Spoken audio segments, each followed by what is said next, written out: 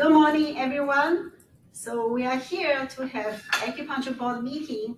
Today is May 15, 2026. Now, make a roll call. Dr. Yangping Chen. Present. Francisco Kim. I'm here. Gregory Lung absent. Dr. Shudong Li. Here. Ruben Osorio. Here. And Dr. Farshid Namin. Present. Did I say your name correctly? Okay. We do have quorum. Thank you, Christy. So before we start the meeting, I would like to announce two certificate of appreciation to Mr. Ruben Osorio and Dr. Shudong Li.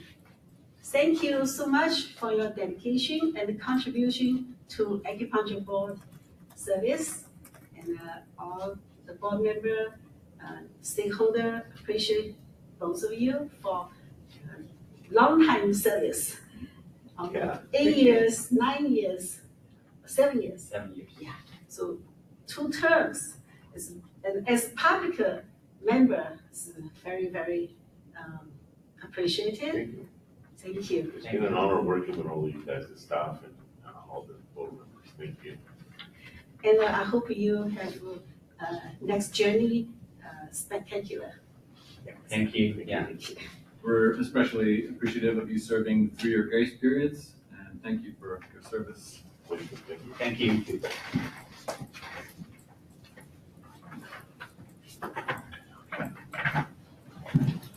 Thank you very much. Thank you.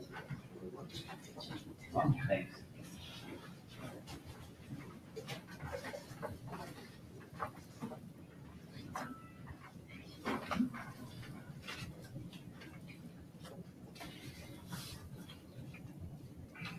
So let's start.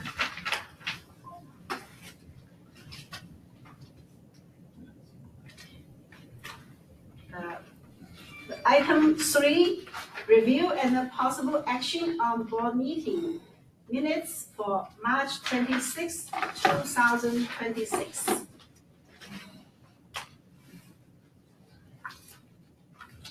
Any comments or questions from board members on our capture of the meeting minutes? If there is none, do we hear a motion on the table to approve the minutes? Motion by Vice President Kim. Do we have a second? Go ahead. Yeah, I'll say. Second by Ruben Osorio.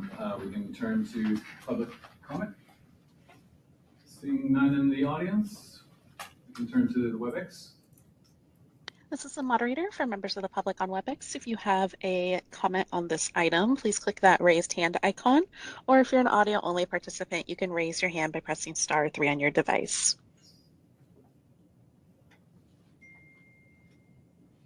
All right, and it appears there are no requests for public comment at this time. Thank you. May we take a roll call vote? Dr. Yangping Chen. Yes. Francisco Kim. Yes. Dr. Shudong Li. Yes. Ruben Osorio. Yes. Dr. Farshid Namin, is it okay for him to, it's all right for him to vote? Yeah, he can say the minutes essentially look correct based off of Okay. substances, so, or he can abstain if he wants, but. Yes. Okay. All right, the motion passes. Thank you, Christy. Next, item 4, executive management report. Thank you. We'll start with the budget update, and we have our budget office representative, Brad Manconi, on the line, I believe, for the presentation.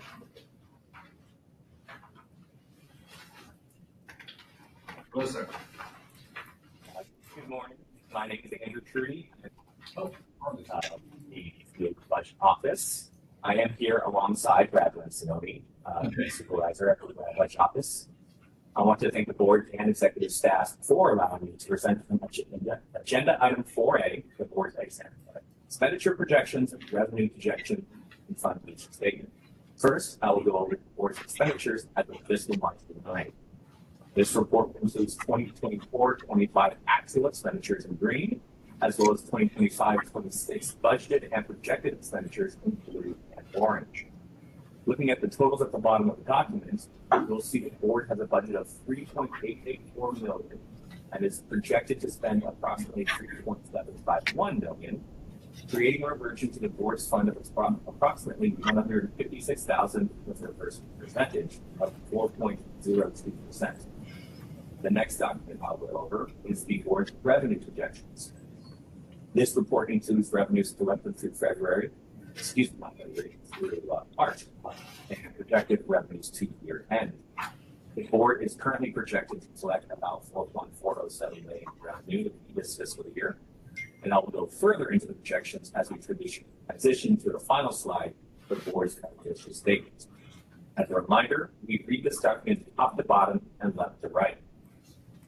The left column shows the board's prior year 2024-25 actuals. The board started the prior year with a balance of just over $4.8 million and collected about $4.45 million in revenues. And the board considered over $3.1 million, which includes $176,000 in direct draws to the fund for statewide pro rata and pension payments. The board ended 2024-25 with a fund balance of approximately $6.2 million, or about 8.84 months of reserve. For the current fiscal year, 2025-26, the board projects revenues of $4.1 million, with $693,000 projected from initial license fees, $3.15 million from renewal fees, and $567,000 from the issuance of citations, fines, legal fees, and other items.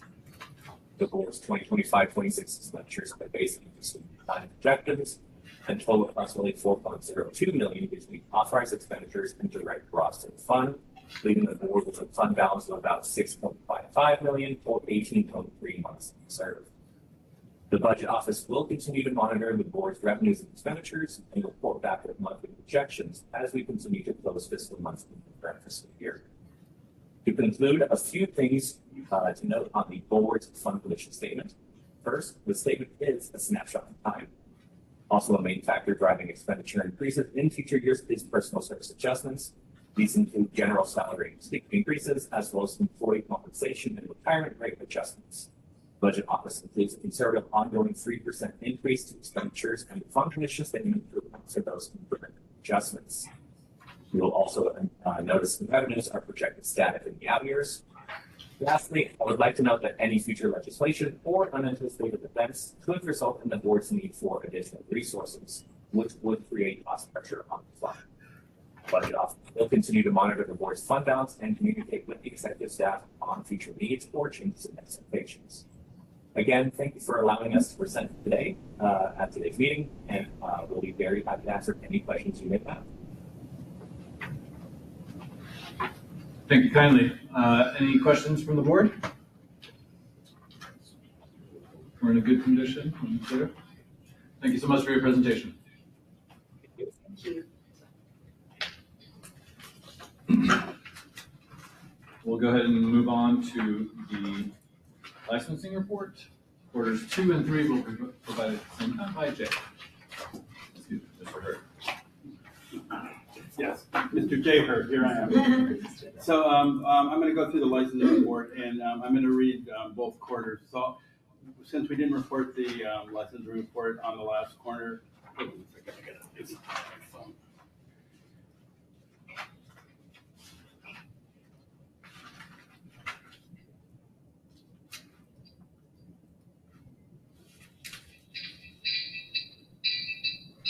Just a moment, folks. We're experiencing some technical difficulties.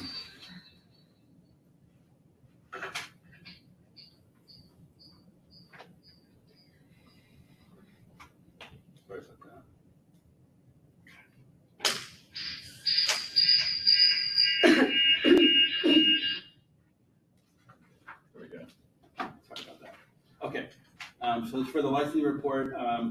First, I'll read quarter 2 and quarter 3. You'll be able to compare those numbers as I go down the line, and it'll kind of facilitate kind of being more an efficient process. So for our active licensees in quarter 2, the board reported 10,078 active licensees, and for quarter 3, it was 10,084. For inactive, quarter two, 1,437, and then for quarter three, 1,447. For delinquent licensees, delinquent on the renewals, quarter two was 1,290, and quarter three was 1,247. And then for quarter two, our total valid licensee count, which is all renewable license, is for quarter two was 12,805, and then for quarter three, 12,778. For canceled licenses in quarter two, there was 161 licenses canceled, and in quarter three, there was 83. For initial acupuncture license applications that were approved in quarter two was 66, and for quarter three was 74. Initial AC or acupuncture licenses denied were 0 in both quarters. The acupuncture license renewal, there was 1,344 in quarter two, and then 1,571 in quarter three. Active wall licenses in quarter two was 5,925, and in quarter three there was 6,451. And in that period there, that reflects the board's effort to notify licensees of the wall license requirement. We had a significant jump in people buying wall licenses in quarter three, so that's important to be able to see that. We're happy with that. Initial wall licenses that were new wall licenses that were bought in quarter two were 294, and then in quarter three it was 821. Wall license renewals, there was 541 in quarter two and 602 in quarter three. So moving on to continuing education, for new provider applications, would be able to offer CE courses to our licensees that would qualify for the renewal requirements. There were 15, and then in quarter three there were 8. For CE provider applications denied, there were 0 in both quarters, in quarter two and quarter three. CE provider renewals in quarter two there was 27, and in quarter three there were 40.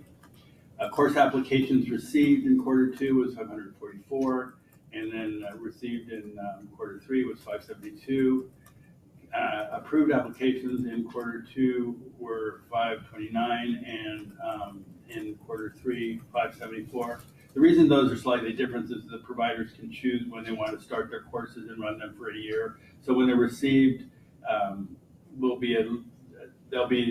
could be in different quarters, because they may choose to start in a couple of months ahead, and it would put them in another quarter. So that's why those numbers don't sync up exactly. Course denials, there were none. And then moving on to our educational and training program statistics, new applications for board of approval of curriculum, we received 1 in quarter two, and then we received 4 of those applications in quarter three. Resubmission of applications for board approval of curriculum, which means that they've already submitted once and they're doing addressing deficiencies. There were 6 in quarter two, and there were 4 in quarter three. The applications for board approval for curriculum that were incomplete in quarter two were 2, and then in quarter three there were 5. And then programs that lost the board approval of curriculum were 0 in both quarter two and quarter three. And then loss of approval in general, 0 in quarter two and 0 in quarter three. Moving on to our tutorial training program. In quarter two, there were 8 new applications received for tutorial programs. In quarter three, there were 8 as well. New program approvals, there were 3 in quarter two and 5 in quarter three. Programs completed, there was 1 in quarter two and 2 in quarter three. And then terminated programs, there was 0 in quarter two and 1 in quarter three. And then total approved tutorial programs, there were 76 in quarter two, and then total approved in quarter three were 78.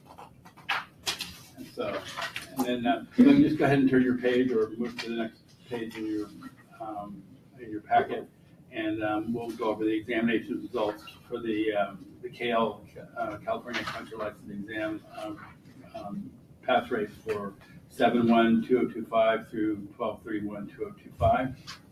So for the first time pass rate takers overall, there was a total of 63% pass rate. And then for all test takers combined, it was 54%. And then we turn the page, we look at the statistics by language. For applicants taking the Chinese language test, there was 53% pass rate. For English, there was a 54% pass rate, and for Korean, there was a 67% pass rate, and that leads to an overall pass rate of 54%. And that concludes the licensing report. Thank you, Mr. Hurt, Mr. J. Hurt. Any questions from the board members on the licensing report? Comments? Yeah. So we've been enforcing the wall license, but it's been what, more than 3 years now. Yes, we've had the wall license since 21, January of 21, and per our member Leong's. Almost 5 years now. Yeah. Yeah. And then besides the financial aspect, is there any like benefit, like locating and better communication with the licensee, or any other benefits you see? To having a wall license? Wall license? It lets us know exactly where people are practicing and makes the portability of someone's older wall license no longer valid. So that's where we were having problems, where people would loan out their previous wall license, which didn't have an expiration date.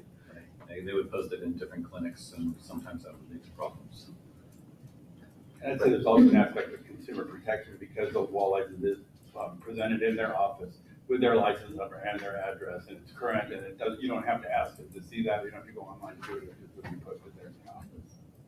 But after 5 years, the compliance rate is increasing, but still low, right? Well, I mean, what was our number this time for? 6 We just hit 6,400. 6,400, and if we were looking at the active people that are actually practicing 10,000, with a number of them maybe being out of state and not having practice locations, we're getting closer. Okay. The thing that really helped recently is what we identified people that were in an active status and didn't have a wall license, and we just reached out with a reminder email and got a really good response. So we'll just continue to do that and increase that. The other thing is that whenever there's an interaction with enforcement, there is wall license compliance is checked there. So, Okay. So we're moving forward with it. Yeah. Including in the CE audits as well. Yeah. I mean, one of the big confusions for licensees that were licensed before, they had that old engraved wall license that looked like a diploma, and it's been hard to communicate that there's a new process that you have to apply for and have this renewable license. It doesn't just stay static. So we're still working with it. And there was a lot of changes from 2000 to now. Okay. And then another one is the Practice. tutorial. It says active. I mean, approved programs are almost 80 now, but when I see the exam takers number, it's like what, 10 to less than 20. Is this because their completion rate is low, or is it it takes longer for them to finish? Yeah, they have a minimum of 3,798 hours. Something like that, yeah. That they need to complete, so that's already above most even of the doctoral programs. Yeah. So it takes longer. Well, And and they can take there's their no time. requirement when they're in a program that they have to take the test, so they may be involved in moving slowly through the program or whatever. So it's hard to adjust the people in the program to how many people are coming out there. Where maybe the schools are a little bit more predictable that way. When people graduate, they're going to go and take the test. All right. And another one is the CE provider. CE provider is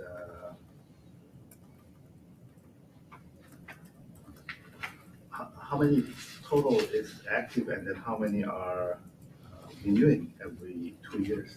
Is it every 2 years they have to renew? It's, yeah, every 2 years that they have to Right. renew. I mean, when we reported that the renewals in Q2 were 27 and Q3 were 40. You know, we could look at providing the numbers about the, you know, the total number of active. I know that that's a stat that we had provided and it's an easy one for us to grab, so we can look to include that if you'd like that moving on in the future. But if you look at the number of, CE course applications approved, we're on a trending to have about 2,000 courses available for licensing to take. So there's definitely plenty of courses available. And with the board's new search tool, it's so easy for licensees to identify their coursework and everything like that. So we're not getting very many complaints about we can't find classes or I mean, the program is actually running pretty smoothly right now. So. That's good. Thank you. Yeah, that's all. Thank you for our questions. So, I have a public member, Shudong Lee. I have a comments on this. I do see the improvements from the wall license jump like quite a bit, and consistently. This is a good sign. Continue to build up. It's a take time, but it's already reached to 6,451, and you see every quarter is build up. So that means our efforts make work. And the other one, the initial wall license also increased from 294 to 821. You can see the effect already going on, and especially with wall license renewals as well. You see the numbers from Q1's 454 to second quarter's 541 and 602. You see continue building. So, and this is with our remaining active members is 10,084. Also stable too compare other quarter. So stabilize the members and also the wallets and keep building up. And the other ones you see the cancel rate. I think it's also good. Cancel rate. So this was down to 83 compare. You see all these directions. I can see how the work, the management improve and continue build up. This is a very good sign. That's my comment on this. Thank you very much. thank you, Dr. Sylvie, for notice all the changes and notice the board functioning. I remember every year we're talking about wall license how to implement, and really I think the staff under the years their leadership send mail to people, to all licensees. So I think because from feedback they ask me, I received this letter about the wall license. Is serious? Of course serious. So association also did the job after they received the and I think the 4 hour of laws and ethics, that 4 hour education also have a positive impact for the compliance of the wall license. So thank you all for staff and board members. This is a great success from the number, active number, 10,000, about 10,000, and 65% people have wall license. So a lot of people, they don't have their own practice, they work for other people. So it's good. Still some, I think the number will keep coming, so not in the momentum. We will continue to reach out to active licensees in the coming months to bring this reminder. I think that, as has been noted, it's been quite successful. And a little faux pas that may have actually increased the outreach effort is when we were doing the list to identify the individuals, we accidentally pulled in more based on how the list was done. We'll be changing that to not trigger as many emails to others, but it did send that email out to other folks. So some people that had wall licenses may have received that as well, but at least that got the word out in terms of silver lining. So we do apologize for if you received that message incorrectly. However, we do appreciate you spreading the word. double remind. Double reminder. Yeah. Maybe just say, just remind them, don't say, I received some, you have not have a license. Right, of course. We only send the reminders. We're not accusing anybody of anything. There may be a reason why they don't have it, which is why we're keeping that. Okay, thank you. Thank you so much for the report. Appreciate it. My question is about the acupuncture educational and training programs. So here, basically comparing quarter 1, 2, and 3. So approved approved column, approved line here. So for the quarter 2 and 3, we don't have any approved program. Curriculums approved. Curriculum approved, right. So is there any, still they are incomplete, or how we can help them? So is there any reason that we don't have that much for quarter 2 and 3 approved? It really depends on the flow of the applications coming in and the number of complete applications that we receive. So you're noting the 0 for the, I'm in the wrong section. ABACs approved, 0 and 0.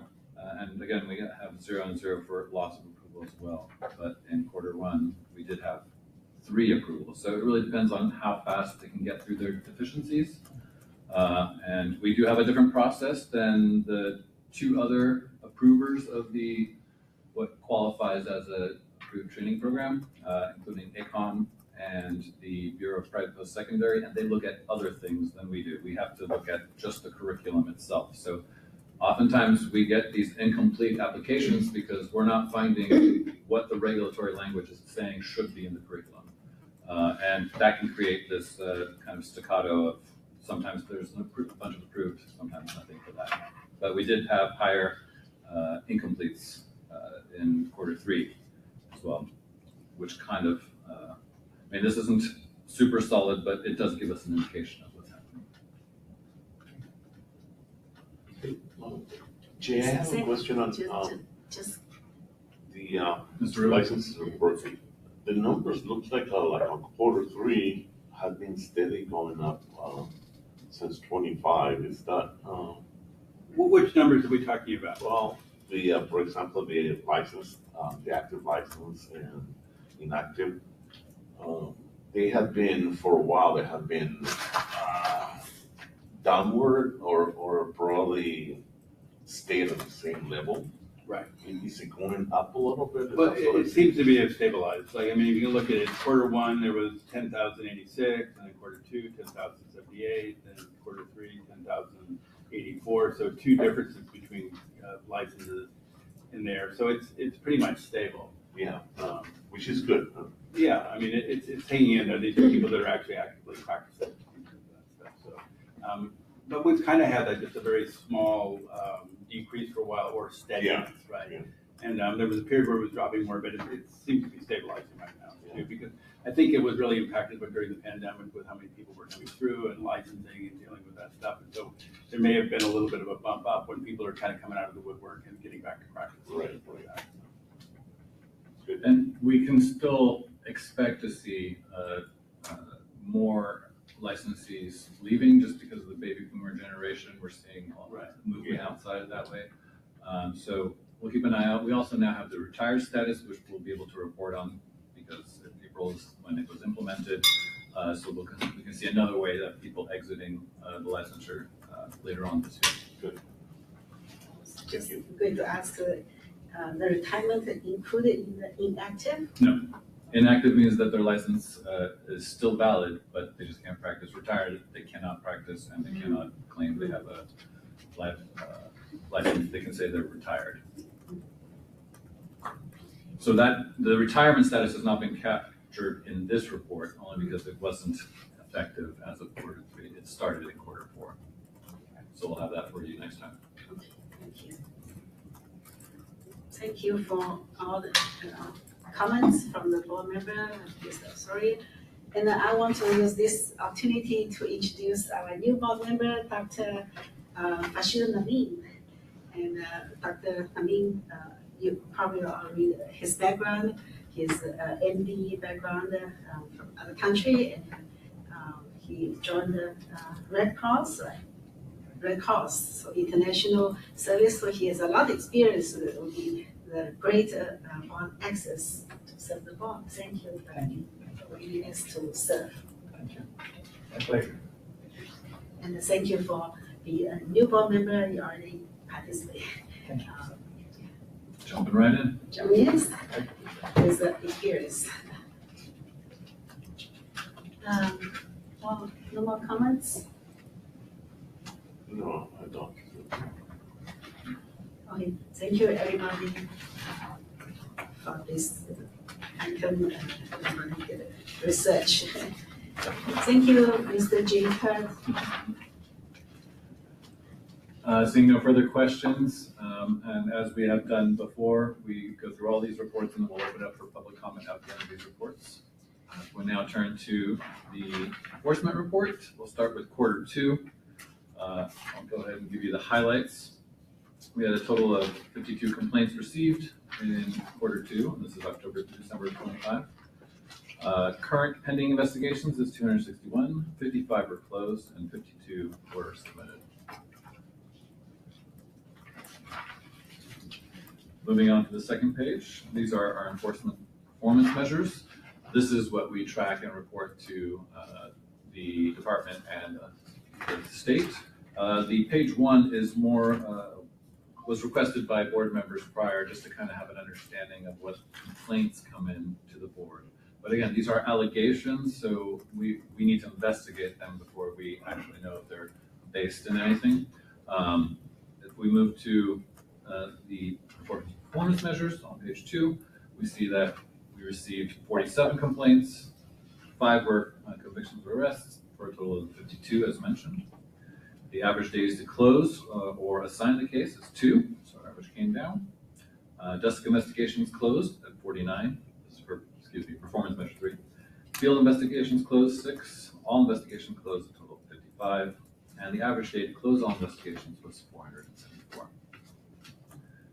Moving on, number of aging cases, non-AG cases. We have 28 that are less than 90 days, 4 at 91 to 180 days, 3 at 181 to 1 year, 10 cases at 1 to 2 years, 1 case from 2 to 3 years, and 9 cases at over 3 years. Moving on to non-AG discipline, we had issued 16 citations. It took us average 2 days to close those citations, 0 license denials. This average, as you can see, came down a lot from the previous quarter. This is because we resumed the continuing education audits. And so we've had good responses to those audits of bringing our licensees into compliance, responding to those audits. And so we're able to move through those a bit quicker now that our system is up and running in Connect. Moving on to page 3. AG cases. Our target here is we want 540 days. However, we didn't have any AG cases in this last quarter. Therefore, there's no average days to complete. Down to AG actions. We initiated 3 AG cases. 4 are pending, and then the rest of those items are at 0. AG action timeframes. Because we didn't close any, we have no data for that in that quarter. We did not issue any PC-23s or interim suspension orders in that quarter, and we have a total of 1 licensee on probation. Any questions before I move on to the next quarter's report? Okay. Again, here we had a number of 45 complaints, and you're seeing on page 1 of quarter 3, you're seeing if there were no complaints on any of the other categories, we just did not list them. There can be a number of different categories, so we felt it would be easier just to focus on the ones that we did receive complaints on. Total number of investigations received is 45, total closed is 54, and total pending 254. Moving to page 2 of quarter 3, we have 40 complaints received, 5 were convictions and arrests for a total of 45. Average days to close again is 2. Moving on to performance measure 3, investigation cycle time for desk investigations closed 44 days. For field investigations closed 10. All investigations closed 54. and average days to close all investigations was around 521. So we're still a little higher, but we're actually getting through a number of our backlogs, which is why that number's higher right now. Aging of non-AG cases, we have 21 for less than 90 days, 11 for 90 to 180, 10 for half a year to a full year, 3 for 1 to 2 years, nothing for 2 to 3, and then 9 cases and this jump here is we're looking at some of our older fraudulent items that may be coming back. Moving on to non-AG discipline, final citations issued, 17. Again, you see that jump compared to Q1 related to the CE audits. And moving through our citation backlog or enforcement backlog. Average days to complete citation, 441. This is because of the closing of some of our older items with 0 license denials. Moving on to performance measure 4, cycle time. We did not have any discipline or total final orders, or therefore no days to complete. Current AG, or Attorney General cases initiated, 8, pending at 12. We have 3 accusations filed, and the rest is at 0. In terms of AG action timeframes, again, with no total final orders, there's no data report there. Other legal actions, there were no PC-23s or suspension of practice or interim suspensions. And we no longer have a probationer, however, we did have 1 subsequent discipline final order filed. And that is the end of the Q3 enforcement report. Are there any questions or comments on that?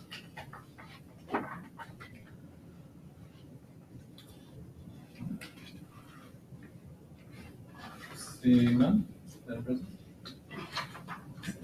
Okay. Then we'll turn to Mr. Jay Hurt for the business modernization update. Thank you. So in terms of our business modernization effort, the board continues to work with the Office of Information Services and our partners, the contractor services of Lumen software developers. And we have 2 major efforts going on right now. One is we're currently working on developing an enforcement management platform system where enforcement processes can all be handled in one place, documents together, queues together. So it'd be accessible digitally. So that's in progress right now. And then also the board is working continuously to improve its licensing system. So that includes both refining and adding new systems to it. The most recent addition that we have was the ability to apply for retired status, which is now available online. And then also, since our last meeting, we did implement the ability for licensees in their dashboard to report false and assumed names. And then soon we'll be having the license verification process available too for licensees to take advantage of. So, and then, we're just in a constant process of refinement and development. With software, the more you use it, the more things you can fix. And so we're just ongoing with that. But it's called continuous development and maintenance. And that concludes that report. Thank you, Mr. Jay Hurt. Any questions or comments from board members? All right. May I open it up to public comment for members in the audience here? Seeing none. Public comment to members in the audience on WebEx. This is the moderator for members of the public on WebEx. If you would like to make a public comment on agenda item 4, please click the raised hand icon, or if you're an audio only participant, you can raise your hand by pressing *3 on your device. And I do have a request from Lori. Lori, you'll be given 2 minutes to speak and a 30-second warning. 1 second. All right, I'm going to request to unmute your microphone. Please click the unmute me button when the prompt appears on your device.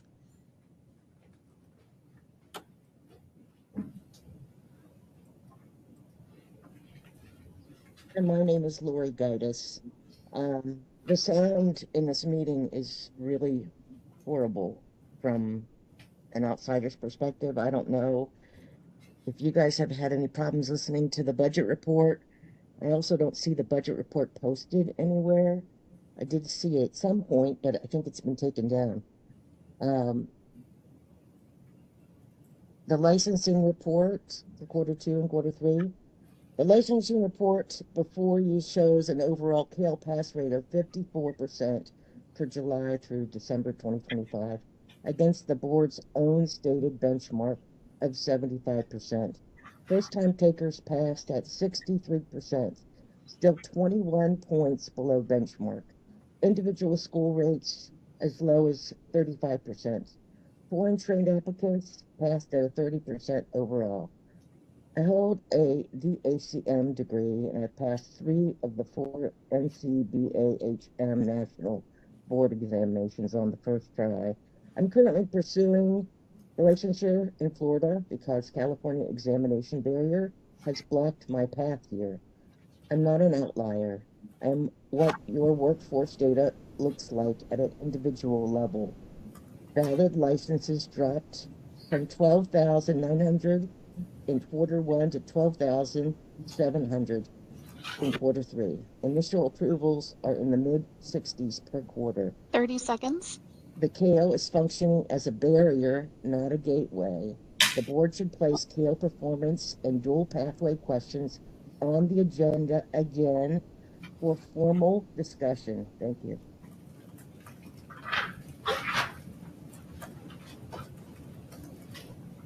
All right, this is the moderator. Appears there are no further requests for public comment at this time. Thank you, moderator. Madam President?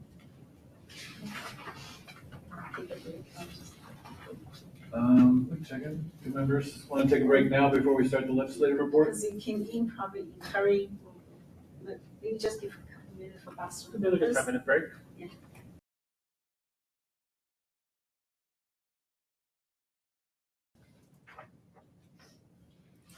So we have a recall again, right? Roll call. Oh, sure. Dr. Yang-Ping Chen, Here. Francisco Kim. Here. Dr. Gregory Lung absent. Dr. Shudong Lee, Here. Ruben Osorio, I am here. and Dr. Farshid Namin. Here.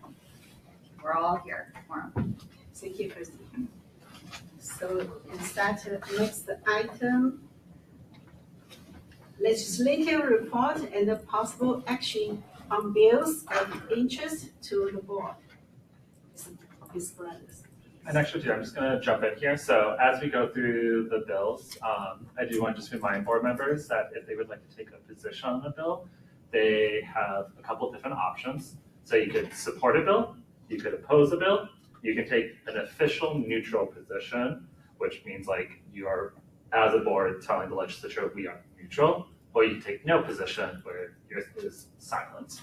And then you can also caveat those positions with if amended or unless amended. So you can say like, I would oppose this bill unless it is going to be changed. And then two, also since we're going to be talking about legislation, and I know all the board members wear various hats, today's hat is we are regulating the profession for public protection. So when you look at the bills, remember that we're looking at them for their effect on the board as well as their effect on public protection. Thank you, Brendan, for the reminder and the advice. Thank you. Good morning, all. I'm just going to start with going over a couple dates on the 2026 legislative calendar. So we just finished up, the legislature just finished up some policy committees and hearings this past week. May 15th, today is the last day for fiscal committees to hear and report to the floor bills introduced in their house, and it's also the last day for fiscal committees to meet prior to June. And then May 29th is the last day for each house to pass bills introduced in that house. And then looking forward, there is going to be a summer recess with the legislature that will start July 2nd. So we do have a total of 12 bills that the board is tracking. And if you look through the materials, it's pretty lengthy. So today I'm just going to give a brief overview of the bills that we're tracking that was introduced in 2026. Most of these bills are still moving through the legislature, and staff recommendations are generally just to watch and we'll monitor, so no position or no motion is necessary if that's what you want to stick with. And so for the first bill, we've got AB 1558, introduced by Aaron Bula, that's Uniform Emergency Volunteer Health Practitioners Act. This bill would allow out-of-state health practitioners to volunteer in California during declared emergencies without a California license. It raises some scope of practice and enforcement concerns for us, since volunteers could perform treatments that overlap with acupuncture. Any enforcement would be limited to unlicensed practice actions like citations. The overall fiscal impact is likely to be minimal, and as said before, we just recommend a watch position.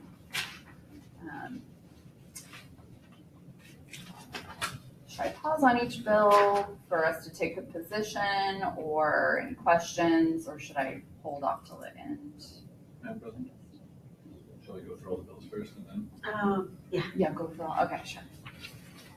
So going on to the next bill, AB 1775, that was offered by the board, and that's on veterans. This relates to a military discharge under Executive Order 14183. It expands expedited licensure eligibility to individuals that are discharged due to federal policy changes around gender identity. Minimal impact to us because the volume is expected to be low, and we already expedite military applicants, so there's no changes to our processes. So we're just recommending a watch on that. AB 1767, that is offered by Berman, Department of Consumer Affairs, Public Members of Boards, Conflicts of Interest. This clarifies who counts as a close family member for purposes of public member eligibility. There's no operational impact on our board because appointing authorities such as the governor, Senate Rules Committee, and the Speaker of the Assembly, they handle the vetting. So the board's not really involved, so it's not much of an impact. We just recommend you to watch that as well. Let's see, AB 1949, that is Medi-Cal acupuncture treatments offered by Lee. And that requires Medi-Cal to cover up to 24 acupuncture visits per year. It could increase the number of Medi-Cal patients accessing acupuncture, indirectly increasing inquiries or complaints. And we just recommend a watch on that as well. AB 1979, offered by Bonta, Healthcare Services, Artificial Intelligence. It clarifies rules for AI use in clinical settings. Clinicians must maintain responsibility for all care decisions. AI cannot be used as the sole basis for treatment. Acupuncturists using AI tools must ensure they are not replacing professional judgment or assigning duties requiring licensure. There may be a potential small increase in enforcement cases, but it is expected to be manageable. And that's a watch on that we recommend. AB 2140, Healing Arts reports claims against licensees. This raises minimum fines for failing to report malpractice settlements. The bill is, however, dead now, so we don't have any action or recommendation. And then on to AB 2497. This is the physical therapist bill, and it's authored by Johnson. We do have a big write-up on the whole bill in our materials, but basically this expands physical therapy scope after 2029 to allow certain needle-based procedures that are not considered acupuncture under the bill. This may lead to some misdirected complaints to our board, but jurisdiction would remain with the physical therapy board. The impact of the board itself is expected to be minimal. However, most of the impacts of the bill relate to the acupuncture profession and don't appear to substantively impact the board. And right now, we did hear that there was a hearing on this bill yesterday. It was amended. We don't have the exact amendments. Those have not been published.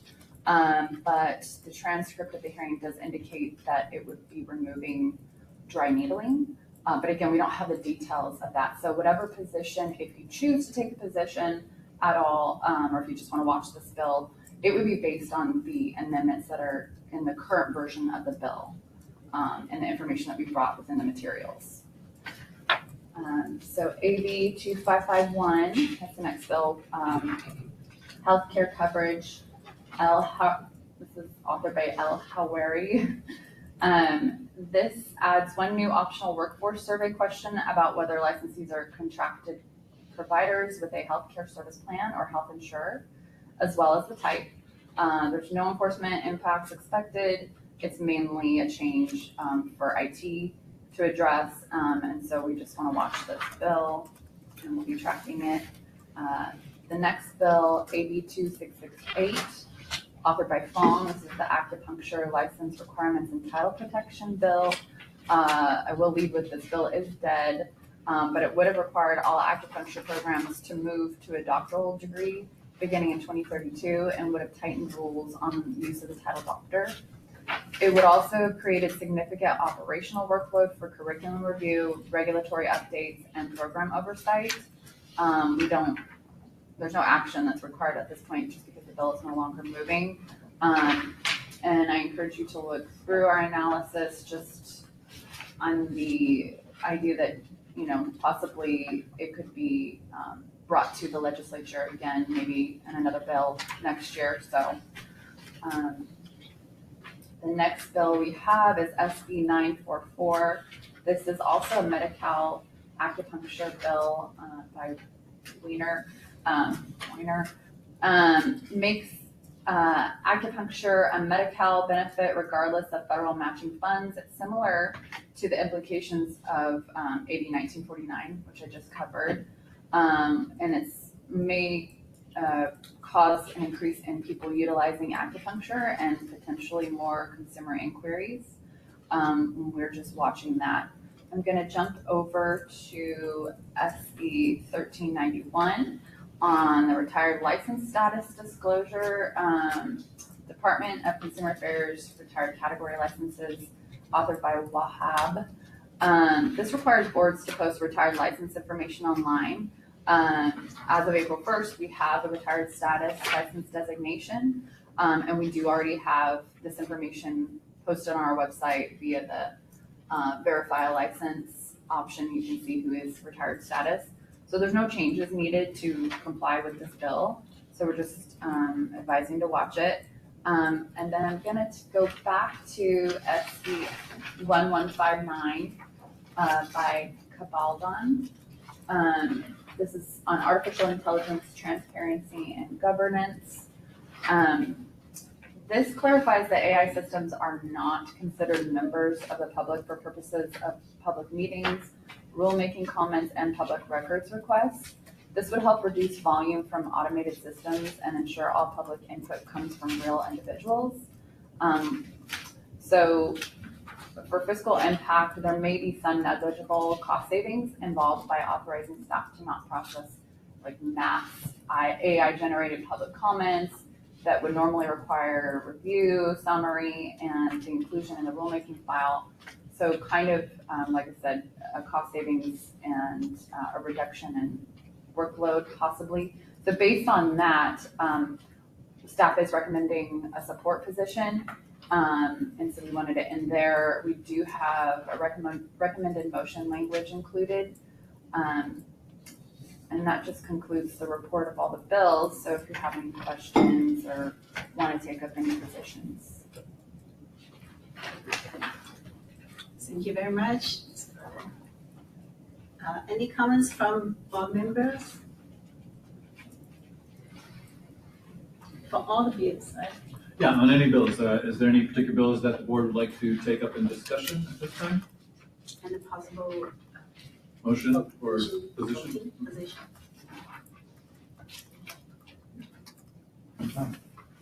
If I may. Sure. I want to oppose AB 2497 amended. It seems that this bill, if amended, doesn't establish equivalent educational competencies and clinical training standards for the physical therapists seeking to perform dry needling.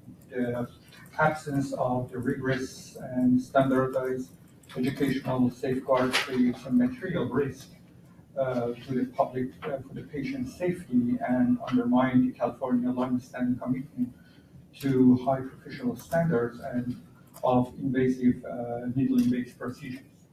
If AB 2497 amended, it is contradictory to the public interest and inconsistent with the legislative duty to deprioritize the patient safety and consumer protection. Thank you. Thank you, Dr. Yeah, I agree with Namin's comment also on this bill, because I happen to have access to this PT summit the other day.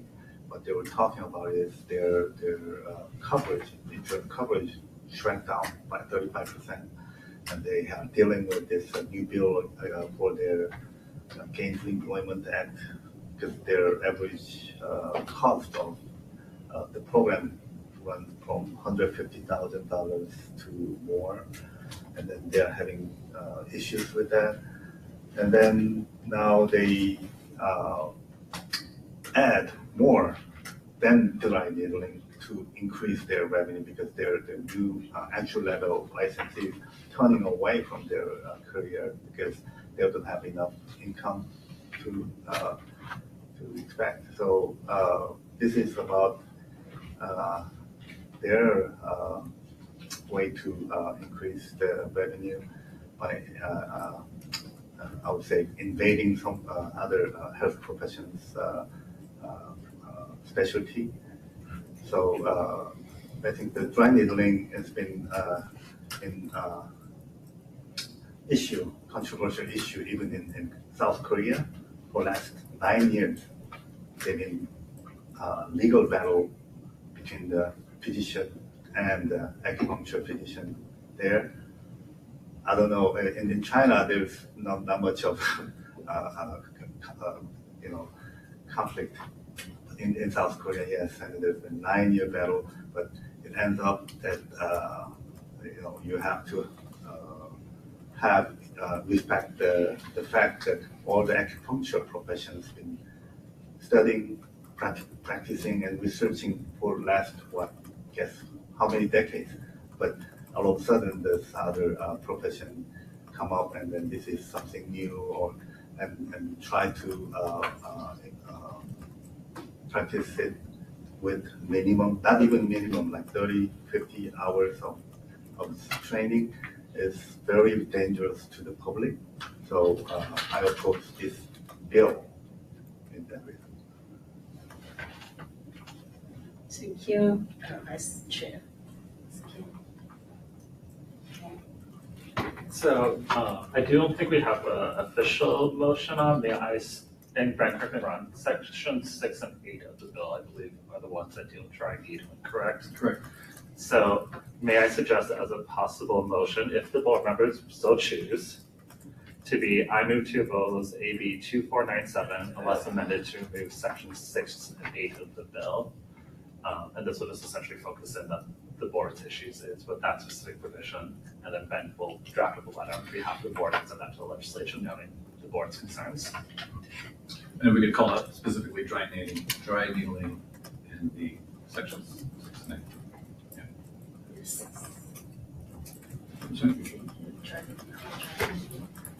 That's in the amendments that address dry needling are captured in parts 6 and 8 of the bill. So we can say the suggested motion is I motion to oppose unless amended to remove sections 6 and 8 addressing dry needling, introduction of dry needling. The bill. The bill. It's a section within their statute code that is being updated.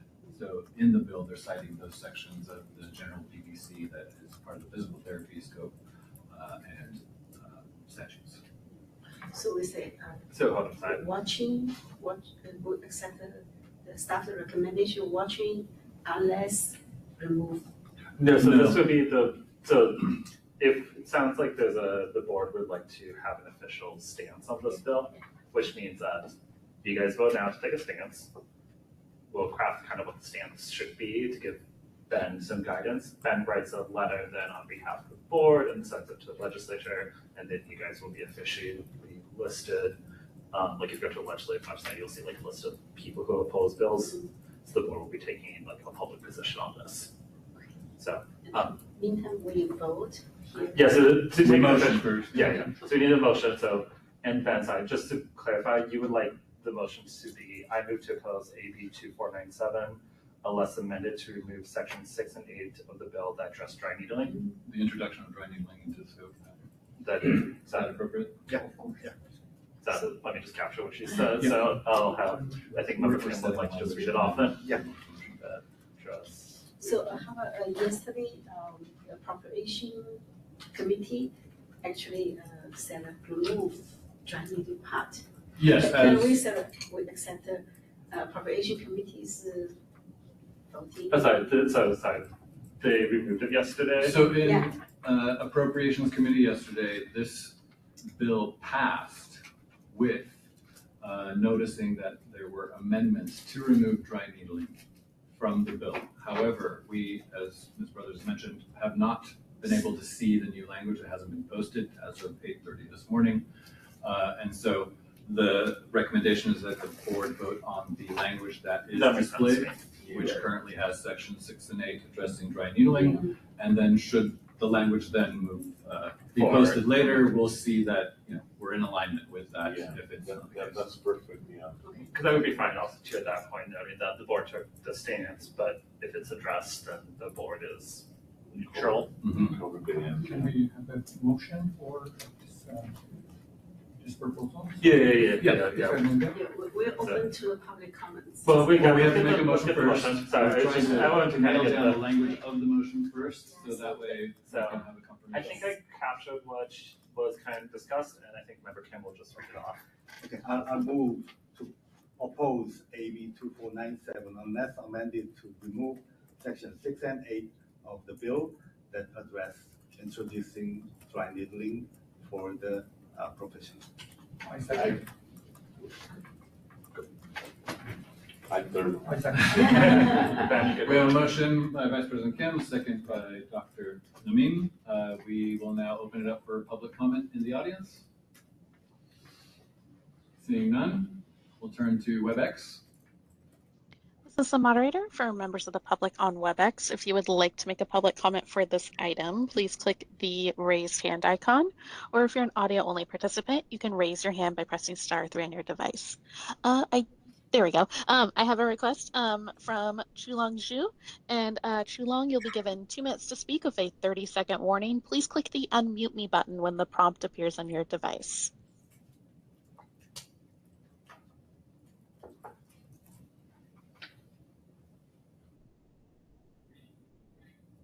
Can you hear me? Hello? Yes, we can hear you. Oh, yeah, thank you. Thank you, Chair and the members and the staff. My comment is about the AB 2497. So this is a bill, everybody know the contents. Obviously, if you the original contents, the bill passed, it will be, don't mention how this will affect our professions, education and practice standard, but also it will be very, very serious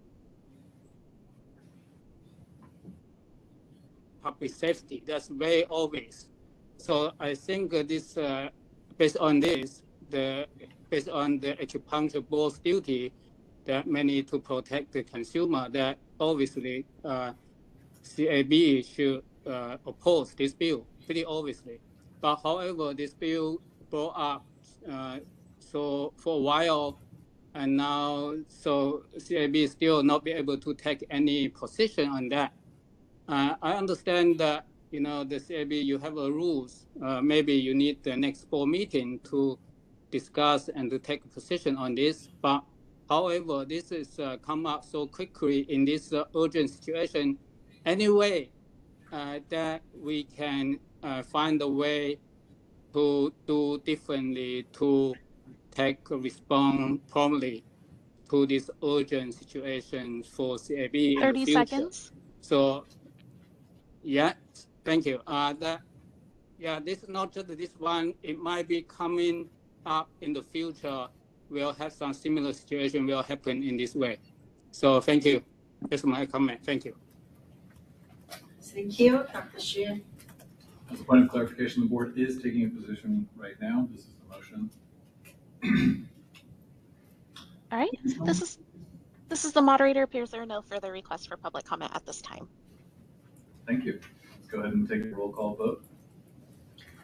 Dr. Yongping Chen, Yes. Francisco Kim, Yes. Dr. Shudan Lee, Yes. Ruben Osorio, Yes. Gregory Long is absent, and Dr. Farshid Namin. Yes. Okay, the motion passes.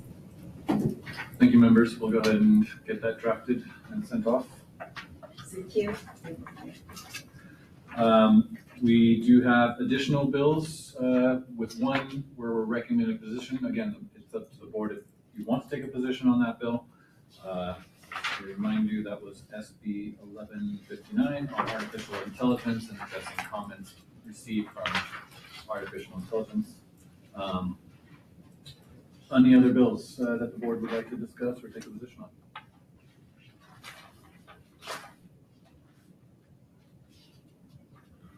Still can take supported position for SB 1159. Do we have a motion? Is that a motion? Yeah, I made a motion.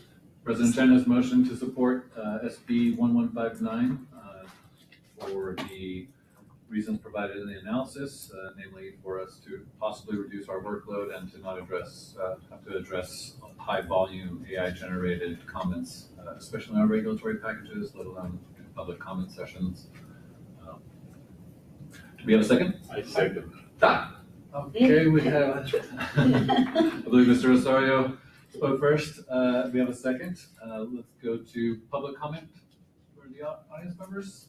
Seeing none, let's turn to WebEx. This is the moderator. If members of the public on WebEx would like to make a public comment on this motion, please click the raised hand icon. Or if you're an audio only participant, you can raise your hand by pressing *3 on your device.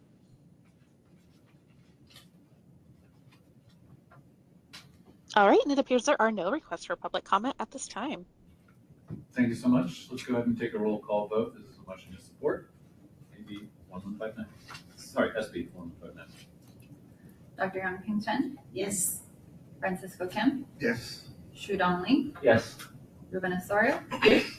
Gregory Long is absent, Dr. Farshid Namin. Yes. The motion passes. Thank you, members. Thank you. Any other bills that we have here that the board would like to discuss? If not, I recommend we open it up publicly. Okay. I want to support the AB 1949. So for the medical coverage for the acupuncture treatment, I think that expanding the coverage for the acupuncture service will improve access to non-pharmacological evidence-informed treatment options for pain management, musculoskeletal conditions, and integrative health needs. Increasing access for the people of California may also help in reducing reliability on the opioids and all other more invasive intervention, while acupuncture services can help for the cost-effective care. So therefore, I supporting the bill for the AB 1949. Thank you. We have a motion. Just to clarify, I do believe there are two bills that address acupuncture and Medi-Cal. That's This right. one is the one that specifies 24 visits per year. That's the one you would like to support, correct? I think the difference between is one specifies 24 visits, one does not. And this one Does specify does 20. not. Yeah, cool. Just want to double check that we're supporting the appropriate similar bills. It is more providing the equity for the people of California for access to the care they need. We can also support both bills too if the board would Yeah. like. That's totally fine as well. So Yeah, so for like a practitioner's point of view, 20 visits, the 20 visits, I think the bill about the flexibility. It's not like every month you have 2 treatments. That's not for people have really need acupuncture pain does not work very well. So the flexibility, right? And 24 visits is like twice a month total number. And acupuncture compared with other healthcare comparatively is inexpensive, and for medical low income or underserved community, some of them really rely on this for chronic pain. So I think this makes sense for save money is not just effective, cost effective. I think effectiveness can be improved by other health profession who want to do acupuncture. So right now the definition of acupuncture is pierce the skin is acupuncture. So dry needling is acupuncture. We see it many times. 10 years ago from this board, before I came in. So we see in other states, some other professions are doing dry needling or acupuncture. So prove the effectiveness, not just by acupuncture profession, by multiple profession and MDs, about 6,000, 7,000 MDs, they actually had a training with the certificate of acupuncture with 300-hour training. So we can see among the whole healthcare profession system, acupuncture is very popular, quite popular. So right now in California, acupuncture is legally to provide the acupuncture to people. So this is also cost effective. So effective and cost effective makes sense to have 24 visits for the acupuncture beneficiary and for the medical beneficiary. So I support this bill. Do you think we need a second still? I don't think we got a second. We didn't get a second yet. A second? Okay. So for the reason that, as of last year's big beautiful bill, there's a lot of impact on the Medicare recipients' health concern, especially for pharmaceutical benefits, which cost them a lot. But if we pass this bill, if we have this bill in effect, then it'll have their access to acupuncture rather than just purchasing, the medicine out of their pocket. So I think it'll benefit the whole public. All right, we have a second for those reasons. So open up to public comment. Anybody in the audience? Seeing none, turn to WebEx. This is the moderator for members of the public on WebEx. If you would like to make a public comment on this item, please click the raised hand icon.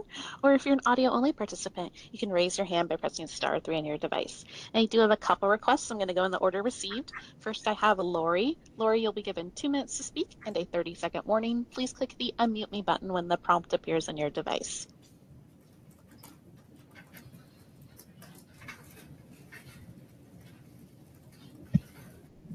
Can you hear me? Yes, we can hear you. Great. I believe that AB 1949 and SB 944 should both be supported by the board. I'm so thrilled that you guys voted against the support for 2497. But in this regard, I would really want you to, if you could put a comment in with your support, which I think is permitted, that acupuncture helps with pain and addiction, and that low-income communities, in fact, all people should have access to acupuncture for pain relief and addiction. And if you're low income, as are people on Medi-Cal, you don't have the privilege of being able to afford acupuncture. And we all, as a civilization, deserve the right to be given access to acupuncture as a non-opioid treatment. That's all. Thank you. Thank you for comments. All right, this is the moderator. Next, I have a request for comment from SS. And SS, you'll be given 2 minutes to speak and a 30-second warning. Please click the unmute me button when the prompt appears on your device. Hello, can you hear me? Yes, we can hear you. Thank you. My name is Skylar. I'm a licensed acupuncturist and doctor of TCM. I practice in Santa Cruz, California. I just wanted to note some minutia. I'm sure you're all on top of it, but while I'm here, AB 1949, which also cleared the assembly yesterday out of the suspense file, did pass with an amendment to remove the language which would remove the requirement of federal matching funds. SB 944 is exclusively focused on that requirement, so together they're a very powerful pair, and I imagine that's actually why that dynamic kind of happened through the appropriations.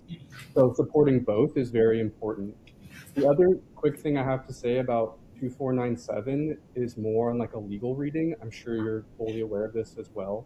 But even if the amendment had not removed dry needling, or rather, if dry needling had remained in the Physical Therapy Practice Act change and specified that it's not acupuncture, according to the laws and regulations of the California Acupuncture Board, it is acupuncture. And so regardless of the board stance, complaints could be filed under unlawful practice of acupuncture, PT performing dry needling, which could be 30 seconds. And I imagine that's in the calculus already throughout this process. I just wanted to highlight that. So thank you so much for your position. It's so important, and there's a lot of us out here that love what we do and want to remain growing in that respect. So thank you. Thank you for comments. All right, this is the moderator. Appears there are no further requests for public comment at this time. Okay. Thank you, moderator. Roll call. Dr. Yongping Chen, Yes. Francisco Kim, Yes. Dr. Shudan Lee, Yes. Ruben Osorio, Yes. Dr. Farshid Namin, Yes. the motion passes. Thank you, Ms. Braga. So I like to, a lot of people already mentioned SB 944. So that's a bill which introduced by Senator Scott Wheeler about include acupuncture profession in the federal in the payment for California because in the medical system, acupuncture profession is right now the existing law is the only profession be singled out from the system with a condition said only when federal fund in place then acupuncture will be paid. So this about right. Yeah, So that's what I understand. Single out acupuncture. So it's kind of for fairness and for we already talked about acupuncture as effective and cost-effective, save money actually for the medical beneficiaries. So for those reasons, I would like to support SB 944. And I make a motion to support it. We have a motion by President Kim and a second by Member Osorio. Let's open it up to public comment in the audience. Seeing none, let's go ahead to WebEx. This is the moderator for members of the public on WebEx. If you would like to make a public comment on this item, please click the raised hand icon, or if you're an audio-only participant, you can raise your hand by pressing *3 on your device. All right, and it appears there are no requests for public comment at this time. Thank you, moderator. Take a roll call vote to support Senate Bill 944. Dr. Yongping Chen, Yes. Francisco Kim, Yes. Dr. Shudan Lee, Yes. Ruben Osorio, Yes. Dr. Farshid Namin, Yes. the motion passes. Thank you, members. Thank you. Are there any other bills that the members would like to discuss? If not, I recommend opening up to public comment for all the bills that were agendized. Very well. Any public comment in the audience? Seeing none, let's turn to WebEx for any of the other bills discussed or agendized for today's discussion. This is the moderator for members of the public on WebEx. If you would like to make a public comment on this item, please click the raised hand icon. Or if you're an audio only participant, you can raise your hand by pressing *3 on your device. All right, and it appears there are no requests for public comment at this time. Thank you, moderator. Just an advisement for the board. You are welcome to discuss these bills at length. It's just that when you trigger a motion, then it causes us to move into that process where if someone seconds, then we have to move into public comment. And then, so as you noticed in the first motion or a discussion, Dr. Amin said, I would like to oppose, as opposed to I motion to oppose, which allowed us to move into that discussion. And then as soon as we had members saying I motioned, we had to move straight into that process. So you are welcome to discuss this further. Just be on the lookout for when you make that motion and put this into a process. Also, I didn't quite catch that I think I introduced a question to clarify a motion, and then we missed the second, which is why I also want to get back and get the second in there before it got lost in the discussion. Started the process, yeah. Yeah. In fact, I didn't get a chance to comment. Oh, I apologize. It's okay. I voted. President Chen, you're always welcome to talk to shut up. All the members, they talk, so we unanimously great. Okay, so next. Certainly. Okay. So item 6, regulatory report. Ms. Brad, please. Our first rulemaking package that we're updating is the implementation of uniform standards related to substance abusing licensees and the update of our disciplinary guidelines. So the regulation unit completed the review of the initial statement of reasons and the guidelines in, last year in September. It resulted in some edits and updates throughout the ISOR that they recommended, and then also some updates to the actual guidelines. So we brought the guidelines to the board in November 2025, and those were voted on. So since then, staff has been editing the initial statement of reasons, which is quite lengthy, to conform with all of the suggested updates from Reg Unit and incorporate more rationale throughout that. Moving to the next rulemaking is alignment with curriculum standards and approval of related regulations with the statute. This is just kind of some leftover items to address SB 1246 when we moved to computer-based testing, as well as our authority over schools that was taken away. So some of those amendments were approved in 2021 through a Section 100, which became effective in 2024. And then last year, I worked with licensing staff, and some additional amendments and revisions were identified. Those are with management as part of an ongoing review process. That's where that's at. Our application for retired status, that was approved by OAL January 6th, and then it did take effect April 1st. And we have all of the implementation steps in place. Of course, there's still fine tuning. We're in the early stages still. And as Jade pointed out, we'll be able, and maybe it's Ben, that we'll be able to see the data on that at the next time we meet. The standards of practice for telehealth services. We noticed the modified language on that on December 5th and held a 15-day public comment period. The board reviewed the single comment and we received at the last board meeting in March.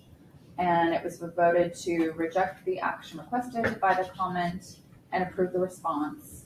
And from there, we did complete the final phase of the documents, and that is with the executive our executive team of DCA to review. That was submitted to them last week.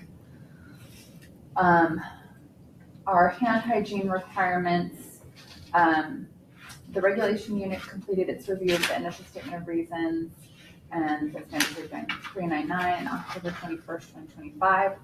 And then we submitted remaining rulemaking documents for the review January 28th. And they completed their review March 9th, and on March 19th, it was submitted to the acting director for review. And we haven't heard back, so it's still under review with the acting director. And that concludes the report. Thank you, Ms. Brothers. Any questions or comments from the board members?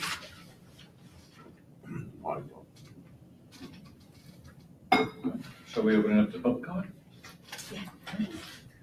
Any in the room? Seeing none, let's turn to WebEx. This is the moderator for members of the public on WebEx. If you would like to make a public comment on this item, please click the raise hand icon. Or if you're an audio only participant, you can raise your hand by pressing *3 on your device. All right, and it appears there are no requests for public comment at this time. Thank you, moderator.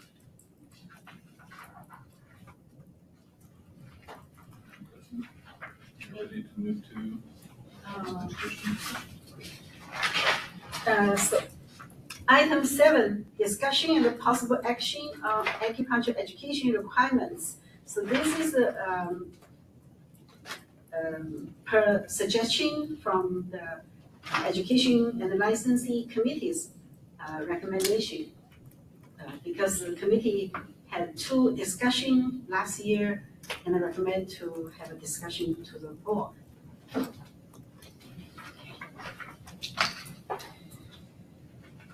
As Madam President noted, these were discussed at the licensing committee, and Dr. Mateki was the chair of that committee when she stepped down as our board member. Vice President Kim stepped in as the chair and requested a PhD request. Yes. Would you like to start the discussion, or? Yeah. Sure. Yeah. We at that time I remember I recall with discussing on gainful employment, and then I see the other report from the licensing report. There's lower passing rate than I than previous years. I think it's because of the I don't know. And then I would expect that the employment rate will be almost the same, even though they pass the exam and get a license. Same thing with the other health professions like PT. Their entry level licensees having a hard time to. If there's a learning curve, so they always struggling.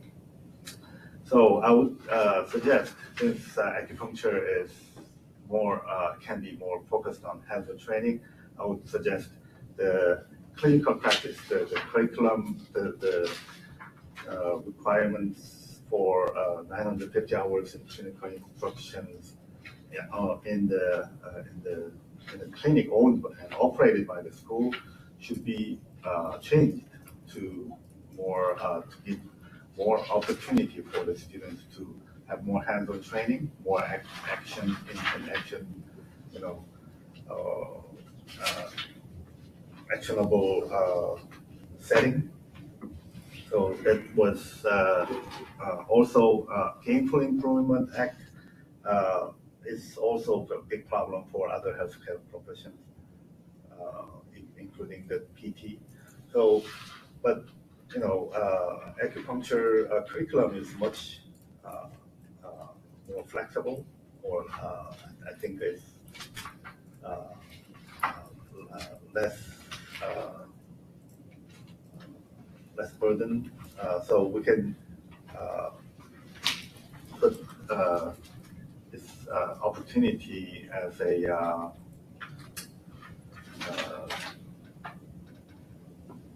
reduce the hours to comply with the gainful employment Act.